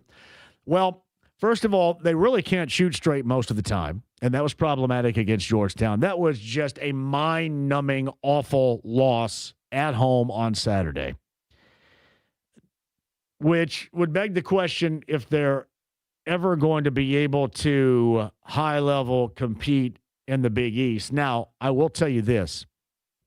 When people bring that up to me, I look at a season like this year within that conference, and if you're not able to compete in that landscape this year, what are there, 2, 3 maybe good teams in the Big East? How would you view the Big East right now? UConn, St. John's, Villanova? And really, not Villanova's not very good. Creighton's not very good. So UConn, St. John's, and that's it. So if you're talking about being able to be competitive in the Big East, if you can't do it this year, are you ever going to be able to do it? I would also advise maybe that's an issue for a lot of these other Big East teams right now. Might they say the same thing at Xavier? Maybe not so much at Creighton. Creighton's probably 3 or 4 on the list, normally higher. Marquette, Shaka Smart going to have a team next year that looks like the team this year. I don't know how many transfers they have in. I don't know how many young players that they have, but I would imagine maybe not looking quite like that. Do you think Chris Holtman ever finds a path, finds any traction at DePaul? And it seems like a lot of these teams, if you're going to have a high watermark, if you're not, again, UConn and St. John's, or maybe even for the sake of the argument right here, Creighton and Greg McDermott, if you're one of those other teams, maybe you'll have a mid-level, a higher to mid-level type of season. But it's going to be a struggle, it would seem, to count on that, and that is the world in which Butler is living in right now. Shout out to Bluff Road Barry. I cannot be the only one from the south side that's driven up Bluff Road and not seen that groundhog that sits right next to the road all the time. Basically between Banta and Southport right there. Around the train track. Southsiders know what I'm talking about. Cannot be the only one that has seen that. JMV, completely agree with you regarding last night's presentation. I know it's not the same as the NFL, but to me it was refreshing to have that to watch on a Sunday night when the only other choice was going to be, maybe the tail end of that hockey game in Tampa, the Stadium Series, and the Grammys. I did, by the way, watch some of the Grammys last night. James, did you see Post Malone and Duff McKagan and Slash and what's that guy, Andrew Watt, get together in that tribute song? I did not know. Of Black Sabbath for Ozzy Osbourne. See if you can find that, and we'll play that bad. Who's the Chad, what's his name, of the Red Hot Chili Peppers, the drummer too? He was on drums. It was really an all-star cast. Chad Smith? Yeah, it was awesome last night. That was great. To me, that was the night. See if you can play that song back in. And Post Malone did it. It was pretty awesome. And you saw Ozzy Osbourne's family, Sharon and the two kids in the front row, and they were very emotional about it. Pretty cool moment on the Grammys last night. I know that especially if we're the older generation, we go, oh, man, this sucks. I don't know anything about it. Or, if you're politically inclined, you're not going to watch it because you're afraid somebody's going to say something you don't want to hear or you don't believe in. That moment was worthy of you watching. And I'm assuming that is a worthy, watchable moment for everybody, no matter what your feeling might be. Caught that last night. Glad I did. Quick break. We'll come back. 239-1070. If you guys want to jump on board, we can. Rockets, Pacers later on tonight. We'll take you to after 6 o'clock, and then we'll re-rack Joe Lunardi a little bit earlier with his ESPN bracketology with, by the way, the latest Unleashed coming up tomorrow. Joe Lunardi on the show earlier. Stephen Holder on the show earlier. We also got a little Indie Ignite going on this show. My man Jalen was incredibly happy that we got that going. Emma Halter, the libero for the Ignite from Roncalli High School, joined us a little bit earlier as well. All right, podcast. You can find that 1075thefan.com. Stream the app, AAA Membership Lounge via YouTube Live on a Monday. Back with your calls and the text line as well. Plus, Yacht Rock review tickets on the way before the end of the show. 93.5, 1075 The Fan.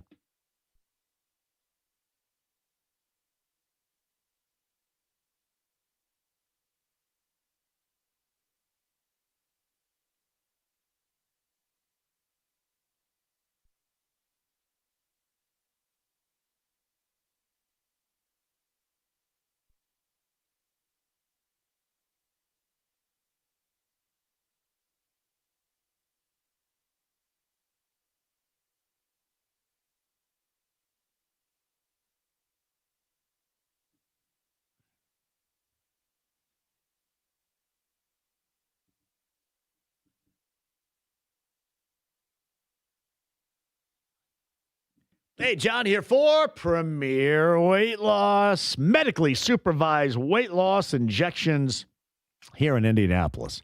Plus, here's what I want you to do. They have other aspects as well. Botox features they have. Something I'm going to utilize with Lauren coming up tomorrow, and a shout out to Lauren Banks. Lauren's going to help me out with the electronic toning mechanism. I'm going through that right now. It is awesome. I promise you that is awesome. But here's what I'm here to tell you. That and more great deals as we approach Valentine's Day. So you can get started on your weight loss journey while also trying to look and feel better in other ways and save. And great Valentine's Day gift-giving ideas you will find with Premier Weight Loss.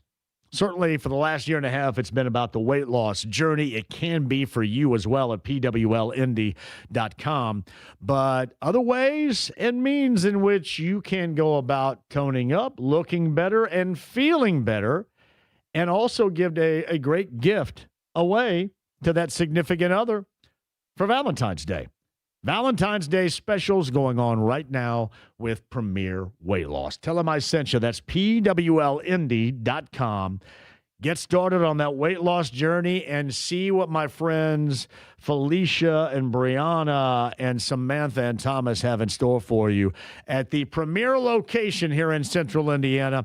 That is Premier Weight Loss. Fishers, north side of Indy. That's PWLindy.com. Tell them I sent you.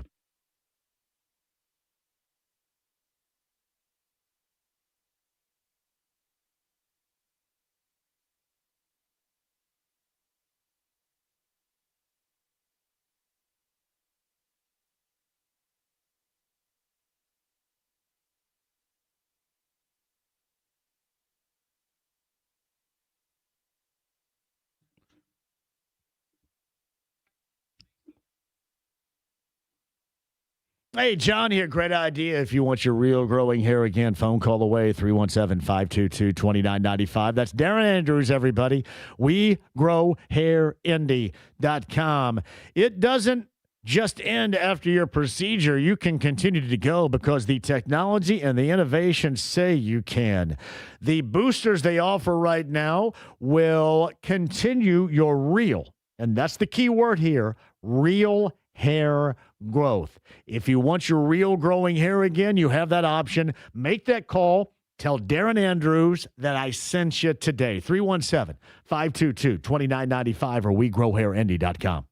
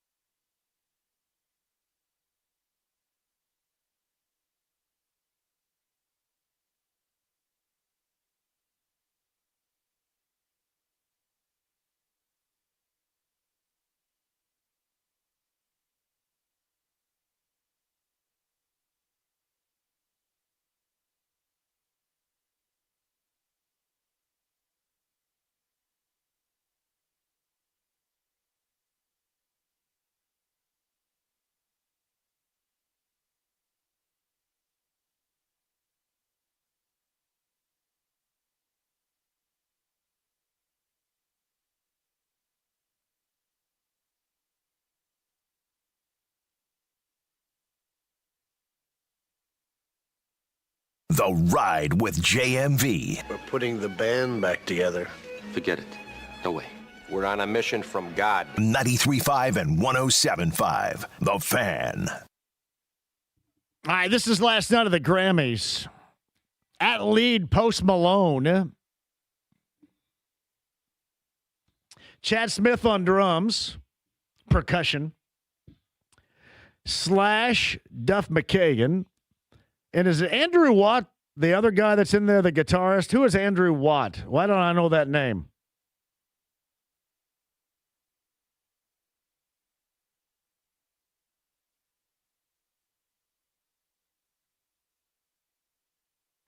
And that was the tribute to Ozzy Osbourne last night. I think it was during the In Memoriam, so they were showing a bunch of faces of everybody who has passed away in the music industry during this. That doesn't sound like what they were playing last night. I don't know. Why does it? Is it just different to me now? It may be. I mean, Yeah. they're showing a bunch of... Are they up on stage right now performing? They're up on stage, and there's a bunch of different faces flashing by. All right, then. No, it was good, too. And what I was saying is you probably found a reason last night. Typically, you age out of the Grammys. And in particular, now you more easily age out of award shows because you're so politically crotchety.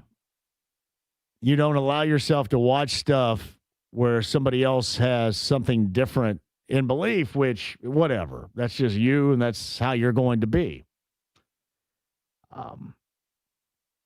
You probably do that in your personal life with friendships or former friendships, too, which I would suggest you not, but you have to be you at the end of the day.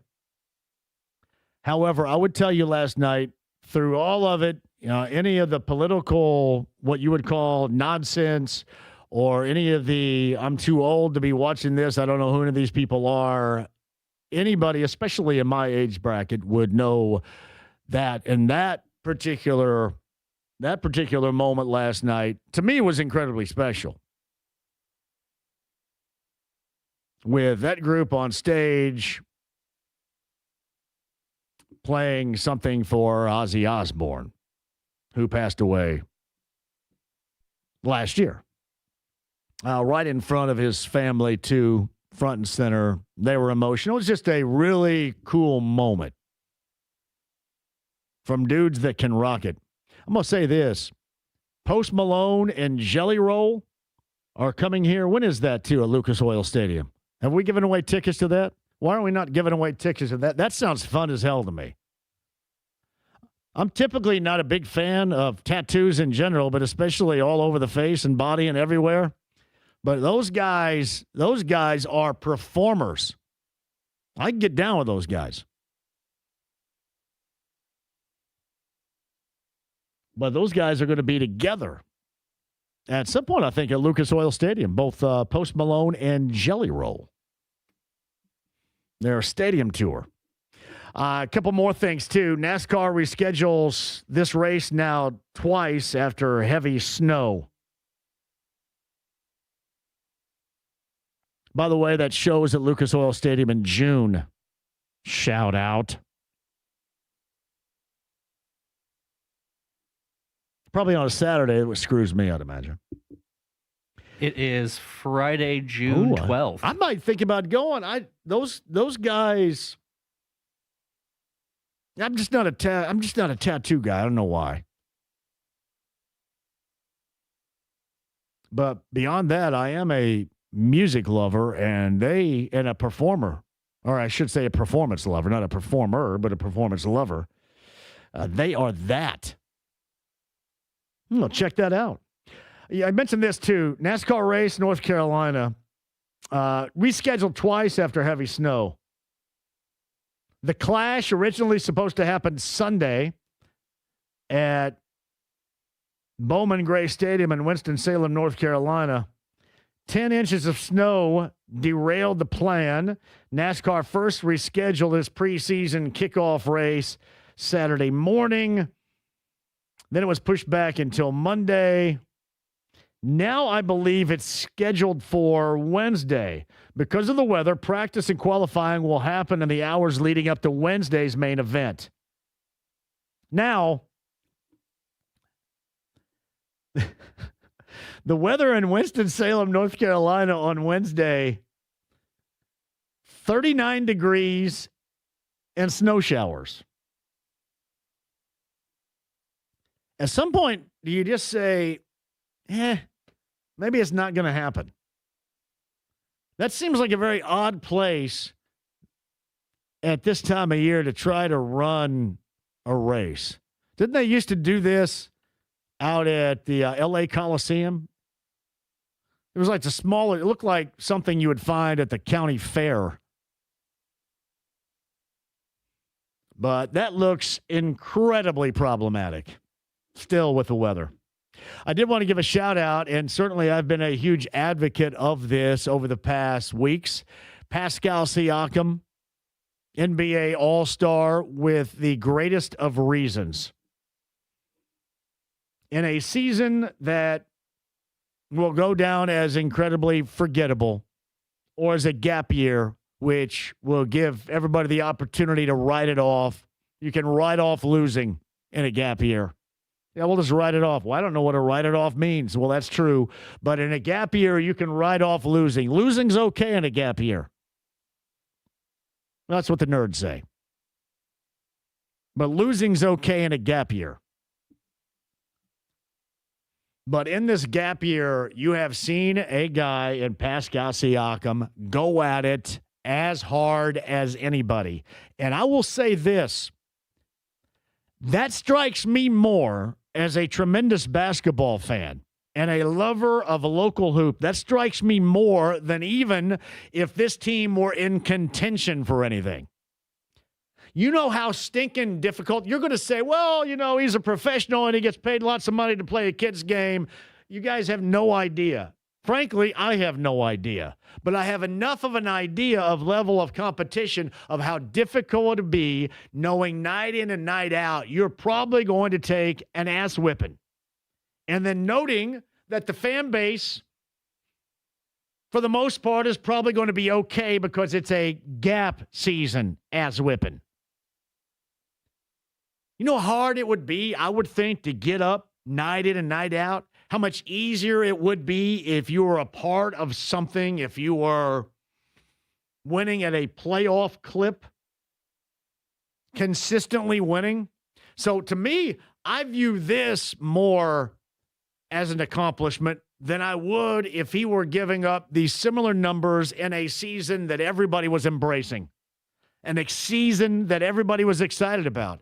To me, this is a greater accomplishment because of what you have to go through, knowing you're going to shoulder the load. You watch this guy play, it is not at all reminiscent of how this team normally plays a lot of the times. There's a lot of ISO going on, a lot of dribbling. And I know we all cannot wait to get back to the free flow offense and the passing offense and the ball not sticking. But if you want to be at any level of success with this team offensively right now, Pascal Siakam is going to have the ball, and there's going to be a lot of dribbling, which is uncharacteristic to the success that we witnessed a year ago. But it is a major function of a team that is still trying to win games, even when it's okay as a part of a gap season or made okay.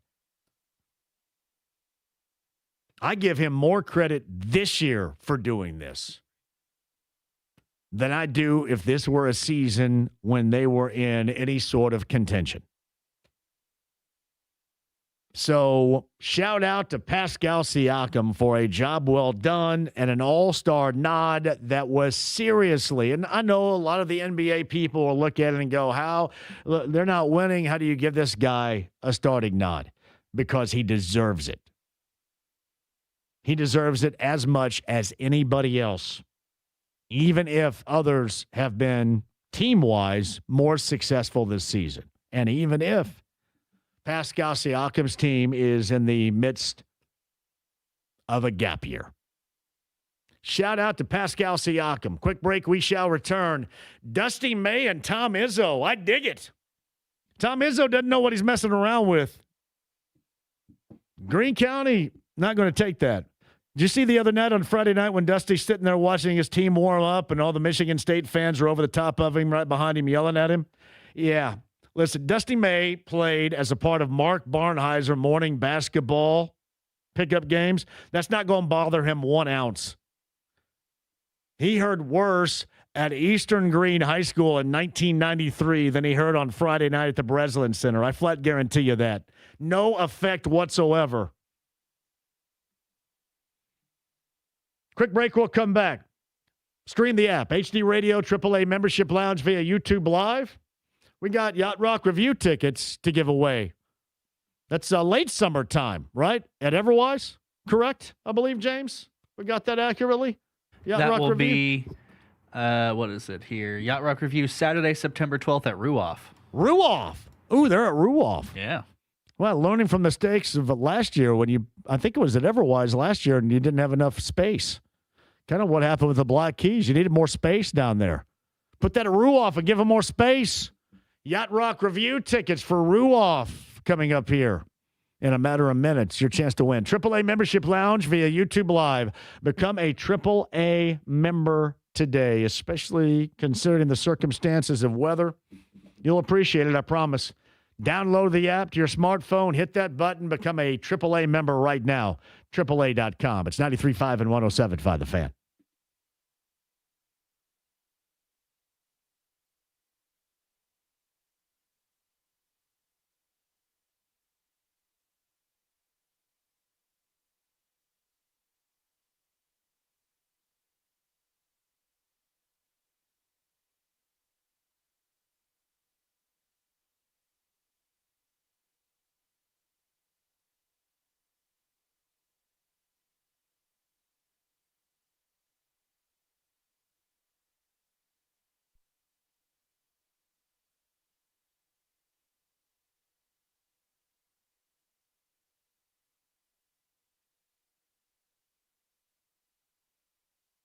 Hey, John here. Best, and I mean the absolute best, to get yourself a new set of wheels.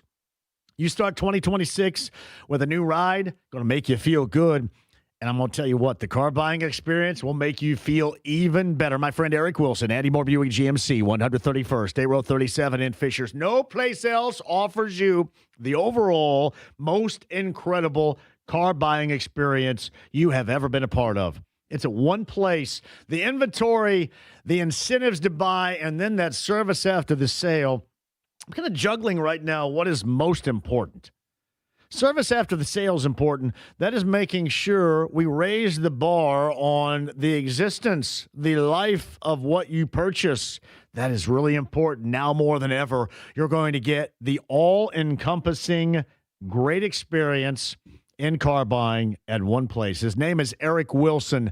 Make sure you can even talk some hoop with Eric Wilson. He'll be glad to do that, and then he'll orchestrate, in fact, the greatest car buying experience you've ever had at one place. It's Andy Moore Buick GMC, 131st State Road 37 in Fishers.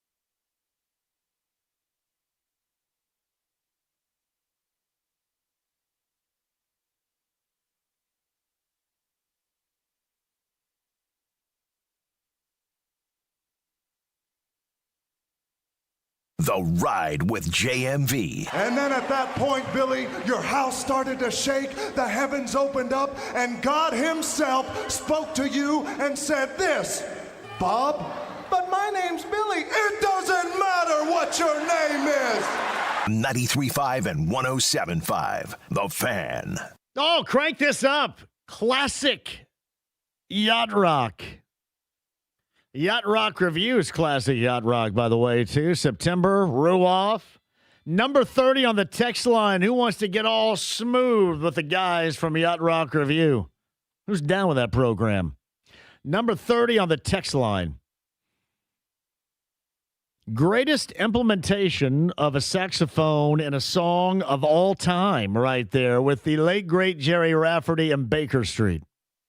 Number 30 text line, you're going to go see Yacht Rock Review because we like you a great deal and because you're incredibly fortunate.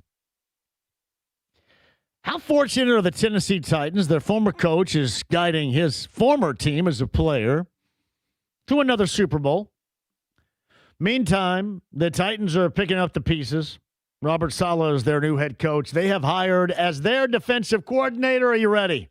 Gus Bradley in Tennessee is the new defensive coordinator. I'm going to tell you, it's one thing for the Colts to just say, you know what? Remain calm. All is well. This is just great. Everything's going to be okay. Cross your fingers and believe. You got to believe. We're staying the same for the shoe.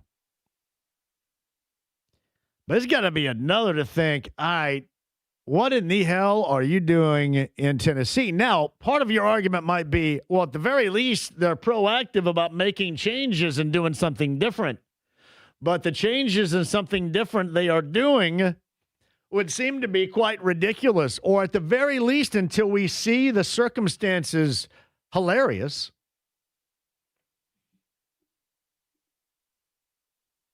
I love how the NFL guys nationally put this. The Titans are hiring Gus Bradley as their defensive coordinator. Sources tell the insiders. That's Tom Pelissero. Robert Saleh adds a trusted piece to his staff. About that.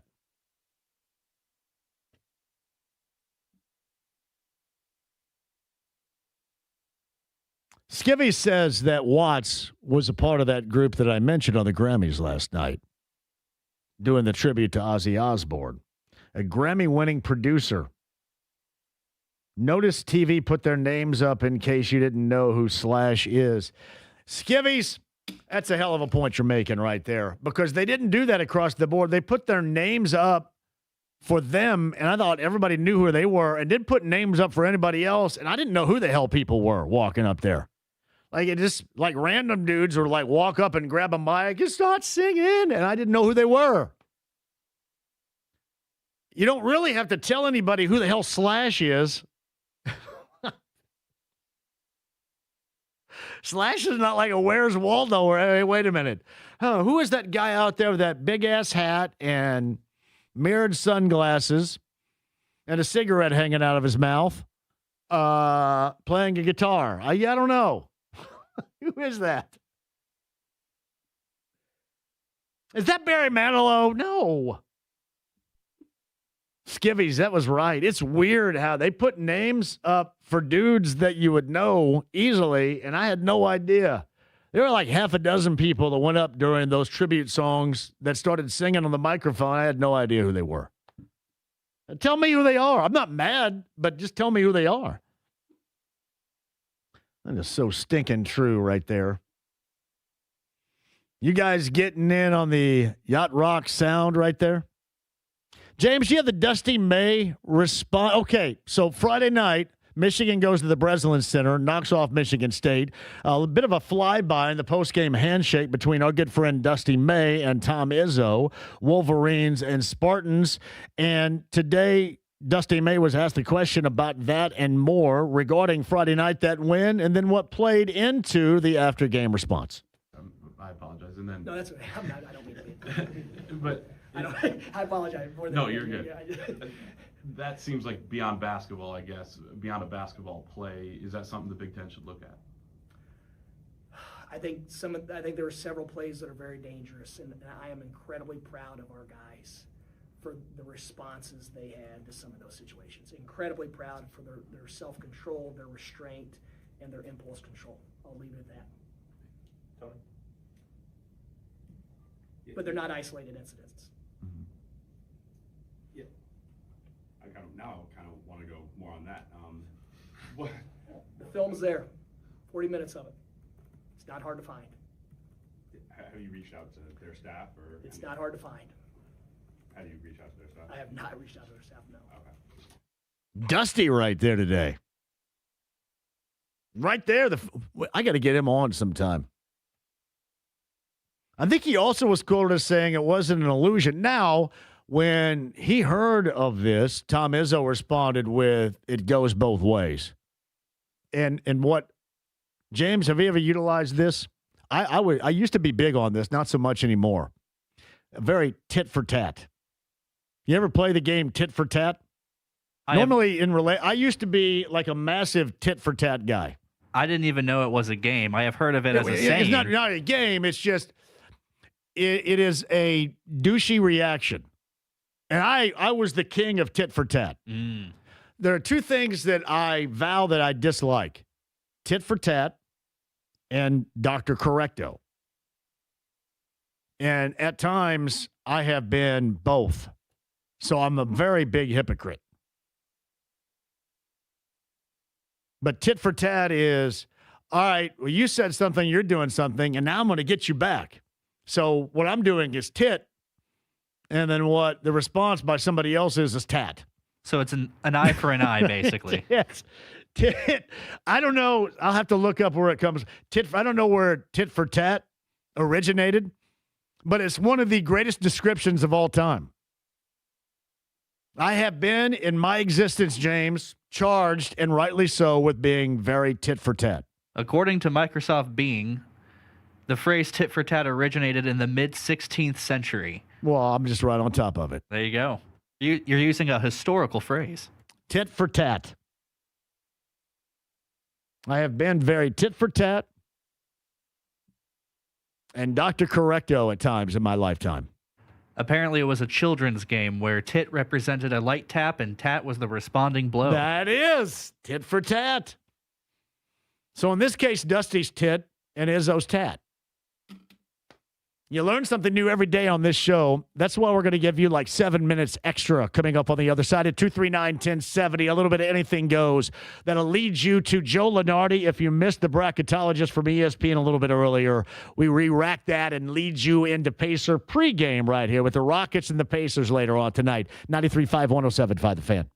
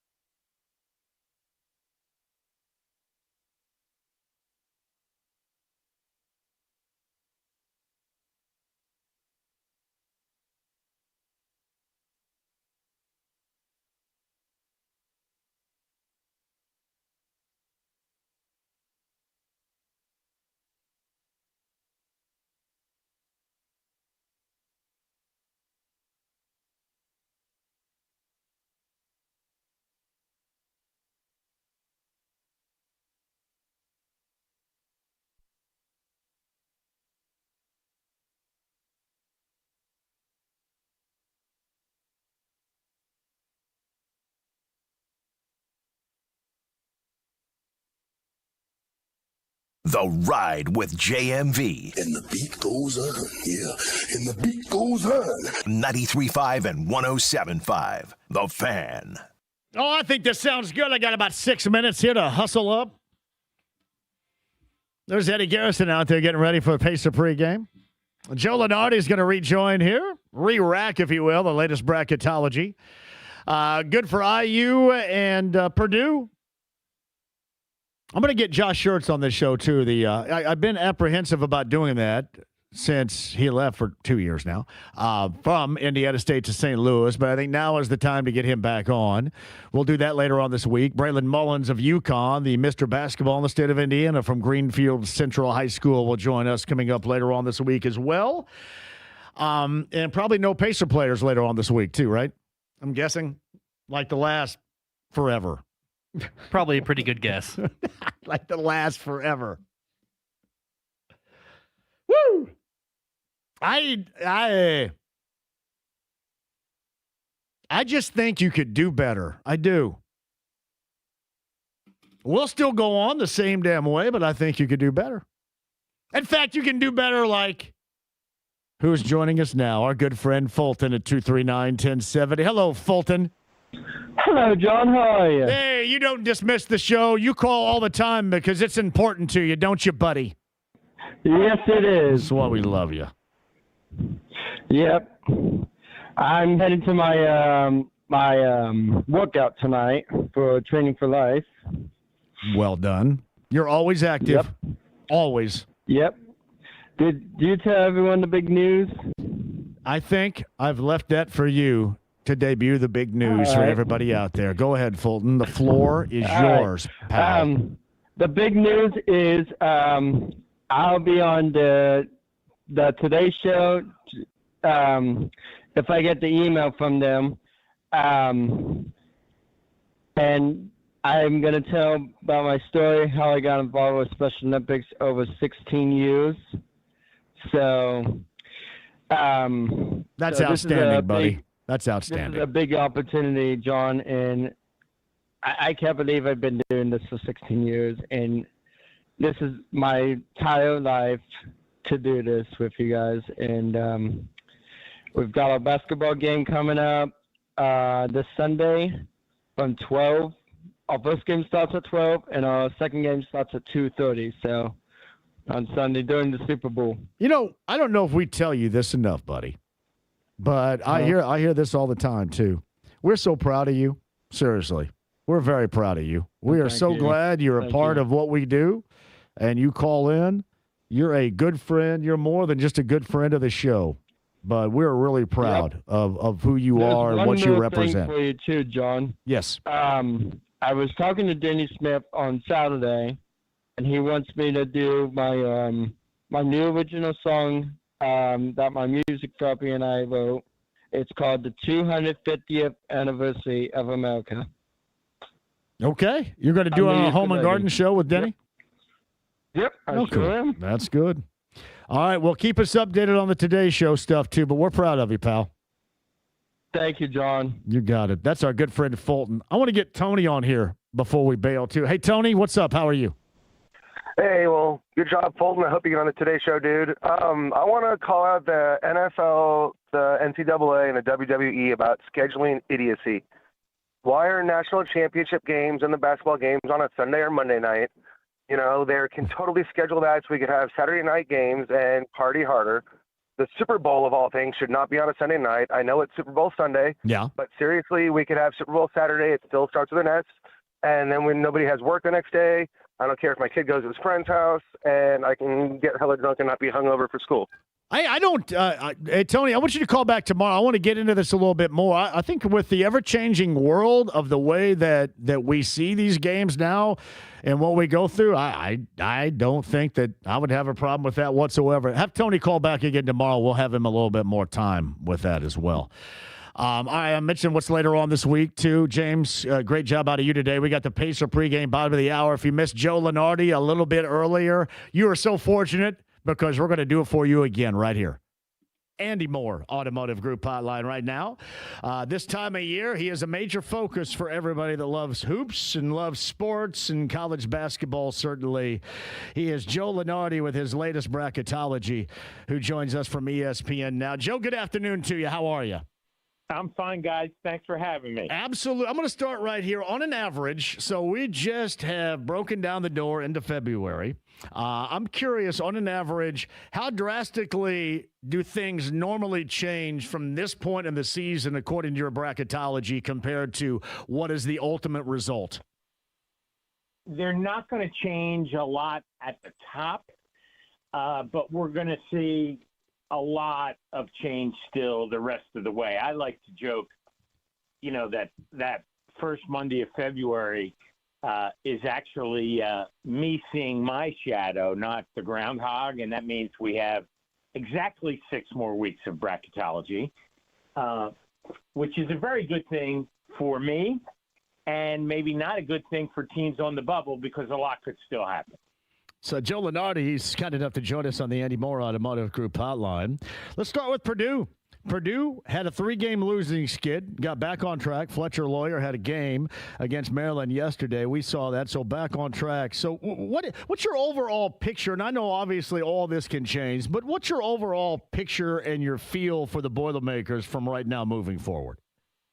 Well, I think they should play Maryland more often. Everybody should, evidently. That would go a long way toward holding or improving their seed. I mean, look, the loss at UCLA was not particularly surprising. UCLA, desperate. Indiana, even at home, rivalry game. Hoosiers, desperate. At the time, were just out and now have beaten Purdue and UCLA to get themselves back in. And, maybe the home loss to Illinois wasn't that bad either when we see how well the Illini are playing. So I still see Purdue as a Final Four contender. I don't know that they're really a national championship contender at this point. Something seems to be missing, but maybe this simply is their level of being a 2 or a 3 seed. And, there's not a lot wrong with that if you're managing expectations correctly. Well, and we don't. So that's the thing. Joe Lunardi joins us. We don't manage expectations at all. And here's my thought on that. This looks like the team that fell short against the 1 seed Houston here a year ago, if you remember, and that's the expectations, and you're talking about managing those. The expectations with this group is much higher than that, certainly. That would be a major disappointment. That's why that 3-game losing skid was so frustrating. And you mentioned the thing that has been missing. It is weird for a group that's been around one another for so damn long, Joe, but they looked like over that 3-game span where they lost, oftentimes they were a little bit discombobulated / disconnected. And that wasn't something I thought I would say about this team at this point of the season. Well, let's also remember how long the season is, right? We're playing now the Monday before Election Day. So we're playing, 4 full months before we even get to March, and 35 or more games counting conference tournaments before we get to Selection Sunday. I mean, everyone's going to have a bad week or a bump in the road here or there, I guess, unless your name is Arizona. And even the undefeated number 1 Wildcats, if you look at their schedule, a loss or 2 are coming. It's just too hard to win all your road games, and certainly Purdue has found that out the hard way here, losing 2 of 3 on the road before yesterday. They were legitimately the preseason pick in the Big Ten, I believe, based on what was returning. But now look at the elite play we're seeing in the Big Ten. Michigan could win it all. Illinois could win it all. Until this past week, we might have even said the same thing about Nebraska. I think Michigan and Illinois are the 2 most dangerous teams But how often do we see a team down a peg or two from a conference make the longer run in March? It's simply the nature of the beast when you're talking one and done. So I don't mean to be down on Purdue at all. I just mean I don't see a realistic path for them now to be a 1 seed. Yeah. But maybe just maybe the gods of March are due to smile on the Boilermakers after our recent share of St. Peter's and Fairleigh Dickinson's and the like. Maybe Purdue is the 3 that wins an Elite Eight game and goes to the Final Four. You don't have to be the best team overall that day. You just have to be the best team for those 40 minutes. And with their experience and with their roster, I mean, who's to say, even as a 3 or 4 point underdog in an Elite Eight game, you would take being in the Elite Eight game today, I would think. Joe, what's funny about this, too, is I mentioned the feel good that it was for Purdue playing at Maryland, and everybody should feel that good against the Terrapins this particular season in that fashion. But there's something to be said, even if you've been around that game at that level for 4 years, been around each other for the long haul with this, there's something to be said about feel-good moments like that, especially when you're going through a grind. And as you mentioned, a long season, especially with those heavy number 1 preseason ranked expectations, kind of weigh a little bit, and it's a grind, but those feel-good moments of breakout can be, I think, even more than just the fact that you're playing a bad and a very vulnerable team on their home hardwood, as the Boilermakers did yesterday. Yeah, and I look at it, as being a little bit cyclical. 5 of their last 9, at least when I was looking at it yesterday, were at home. I think that's correct. The 2 toughest games left, at least by, my rankings, Michigan and Michigan State, they're both at Mackey. At Nebraska, at Iowa, no easy lift by any stretch, but, no worse than a coin flip. And the others really should all be wins. So, they're a 3 seed in the bracket that's coming out tomorrow. That's a spoiler alert, I guess, because the 3 losses are still hurting more than a lopsided win over a bad team helps. But, they're in with some pretty elite company at the top of a bracket that is much deeper than usual of very, very good teams. What do you think's their high water mark as far as seeding is concerned when it's said and done? I think they can be a 2.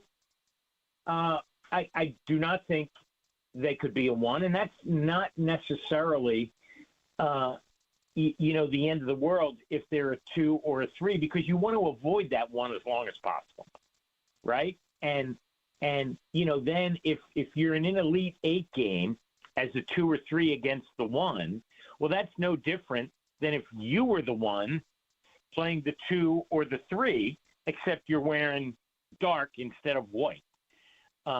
Materially, it's still a 40-minute game where you have every chance to win. So while I may not be bullish on the Boilers to make the Final Four at this point, they're certainly on the short list of maybe a dozen teams that very much can. Joe Lunardi of ESPN, his bracketology popping, as he mentioned, coming up tomorrow. He's on the Andy Moore Automotive Group hotline, and a team that has been on the rise in the past week and playing off the weekend has been that of IU. First, it was a Tuesday night win at home against the aforementioned Boilermakers, and then a double overtime thriller at Pauley Pavilion late Saturday afternoon. And the Hoosiers moving forward, now getting USC coming up tomorrow night. But where is Darren DeVries and that team as of right now? Your feel for them. They were on the outside looking in. Where are they? Are they comfortably in this picture right now? Well, I think they're a great example of how long the season is and how quickly things can change. I don't have it in front of me, but they had lost 3 or 4 in a row, if I'm not mistaken, before getting mentally healthy, if you will, by getting to play at Rutgers. And that took them into the Purdue win, UCLA. I think it's asking a lot to sweep the LA schools. It's a hard trip. not one where we have a lot of history on, how the traditional Big Ten teams will do on a 2-game West Coast trip. I'm still getting used to the idea that those schools are in the Big Ten. It's weird, yes. As maybe many of you, I was in L.A. This time last week and looking, at some of the games that were coming to town and going, well, that just is silly. But, here we are. And, yes, Indiana, while I wouldn't say comfortable, they're not among the last 4 in tomorrow's bracket, so that means they wouldn't be part of the first 4 in Dayton. And, if they can play maybe a game or 2 better than 500 the rest of the way, they should hold that spot, because to be a little bit better than 500, 5 and 4 or whatever it is, most teams have 9 or 10 games left. You can't help but beat some other tournament teams along the way. I think their schedule is a little harder than Purdue. I know they still have to go to Mackey. They have to go to Illinois. So unlike the Boilers, Indiana's toughest games are not in Bloomington, not at Assembly Hall. So, we'll see if they can hold up. But, again, the arrow is pointing up. It's February 2nd, and that sure beats the alternative. How many more quad ones do you think would be necessary for them, they being the Hoosiers? And you mentioned these games they have at Mackey and then one, obviously, in Champaign. If they were to upset on the road, either one of those teams, would that – I'm just trying to get a feel what would solidify them in this tournament. Look at the sneaky quad ones opportunities that they have. USC's a quad 1 game as a road game. Ohio State is a quad 1 game as a road team, being top 75. Wisconsin right around the border of being a quad 1 home game, in addition to the Illinois and the Purdue's and the Michigan State. So, yeah, one or 2 of those, and I think they'll be dancing. Joe Lunardi, Bracketology, coming out tomorrow. You can check that out of ESPN. He's on the Andy Moore Automotive Group hotline. Arizona, Michigan, Duke, and UConn holding pattern right now with the top 4 seeds. Yeah, that would be my order as well. I've seen other ordering of those teams by other folks, after Arizona, of course, which is, as one of 2 unbeatens nationally, still the number 1 overall. I think Michigan's win over Michigan State on the road on Friday night was better than anything the other ones were able to do. Duke won a road game at Virginia Tech. UConn won a road game at Creighton. Neither of those compares, at least in my eyes, as winning at Breslin. So, we're really splitting hairs among teams 2, 3, and 4. And then there's a pretty wide gap. I wrote about this for tomorrow. There are always dividing lines amongst, the groups of tournament teams. It happens to be that there's a major dividing line this year right now between 4 and 5. You could drive a truck through the space resume-wise between UConn and Illinois, Illinois being 5th now, the top number 2 on our board. And that leads me to think that we won't see much change on the top line. I think the only team that could realistically fall off is Michigan, not because of who they are, but because of who they have to play and where. I think they're the only one, maybe Arizona, but they've got a pretty nice head start. Michigan's the only one I think that can lose enough to drop. Duke isn't in the ACC because they don't really have a challenger, and UConn can't in the Big East for the same reason. They don't really have a challenger. That's what I was going to ask. Is it tough for UConn? Because you look at it this way, I mean, they can run roughshod over a lot of teams because it is clearly outside of the top couple, a down year in the Big East. Is that a hindrance or is that helpful for a team like UConn? Well, from a seeding perspective, from a resume perspective, it's probably helpful because there's just not that many games realistically that they can lose. Now, the flip of that is, if they lose to a bottom end team in the Big East, it's a lot worse than, let's say, a Michigan losing to Wisconsin, right? But Danny Hurley's track record, he's a pretty hard-riding jockey. I'm not really seeing them lose a game that they're not supposed to, because they've got that "we'll show you" look in their eye after, having for them a pedestrian year last year, coming off back-to-back titles. UConn's going to be a 1 seed. They're going to open the tournament as the number 1 in Philadelphia on Friday, March 20th. So if you're a UConn fan looking to make travel plans, I'm giving you a head start. Hey, Joe, it's a pleasure, man. We will catch back up soon. Thank you. Hey, you got it. Joe Lunardi of ESPN.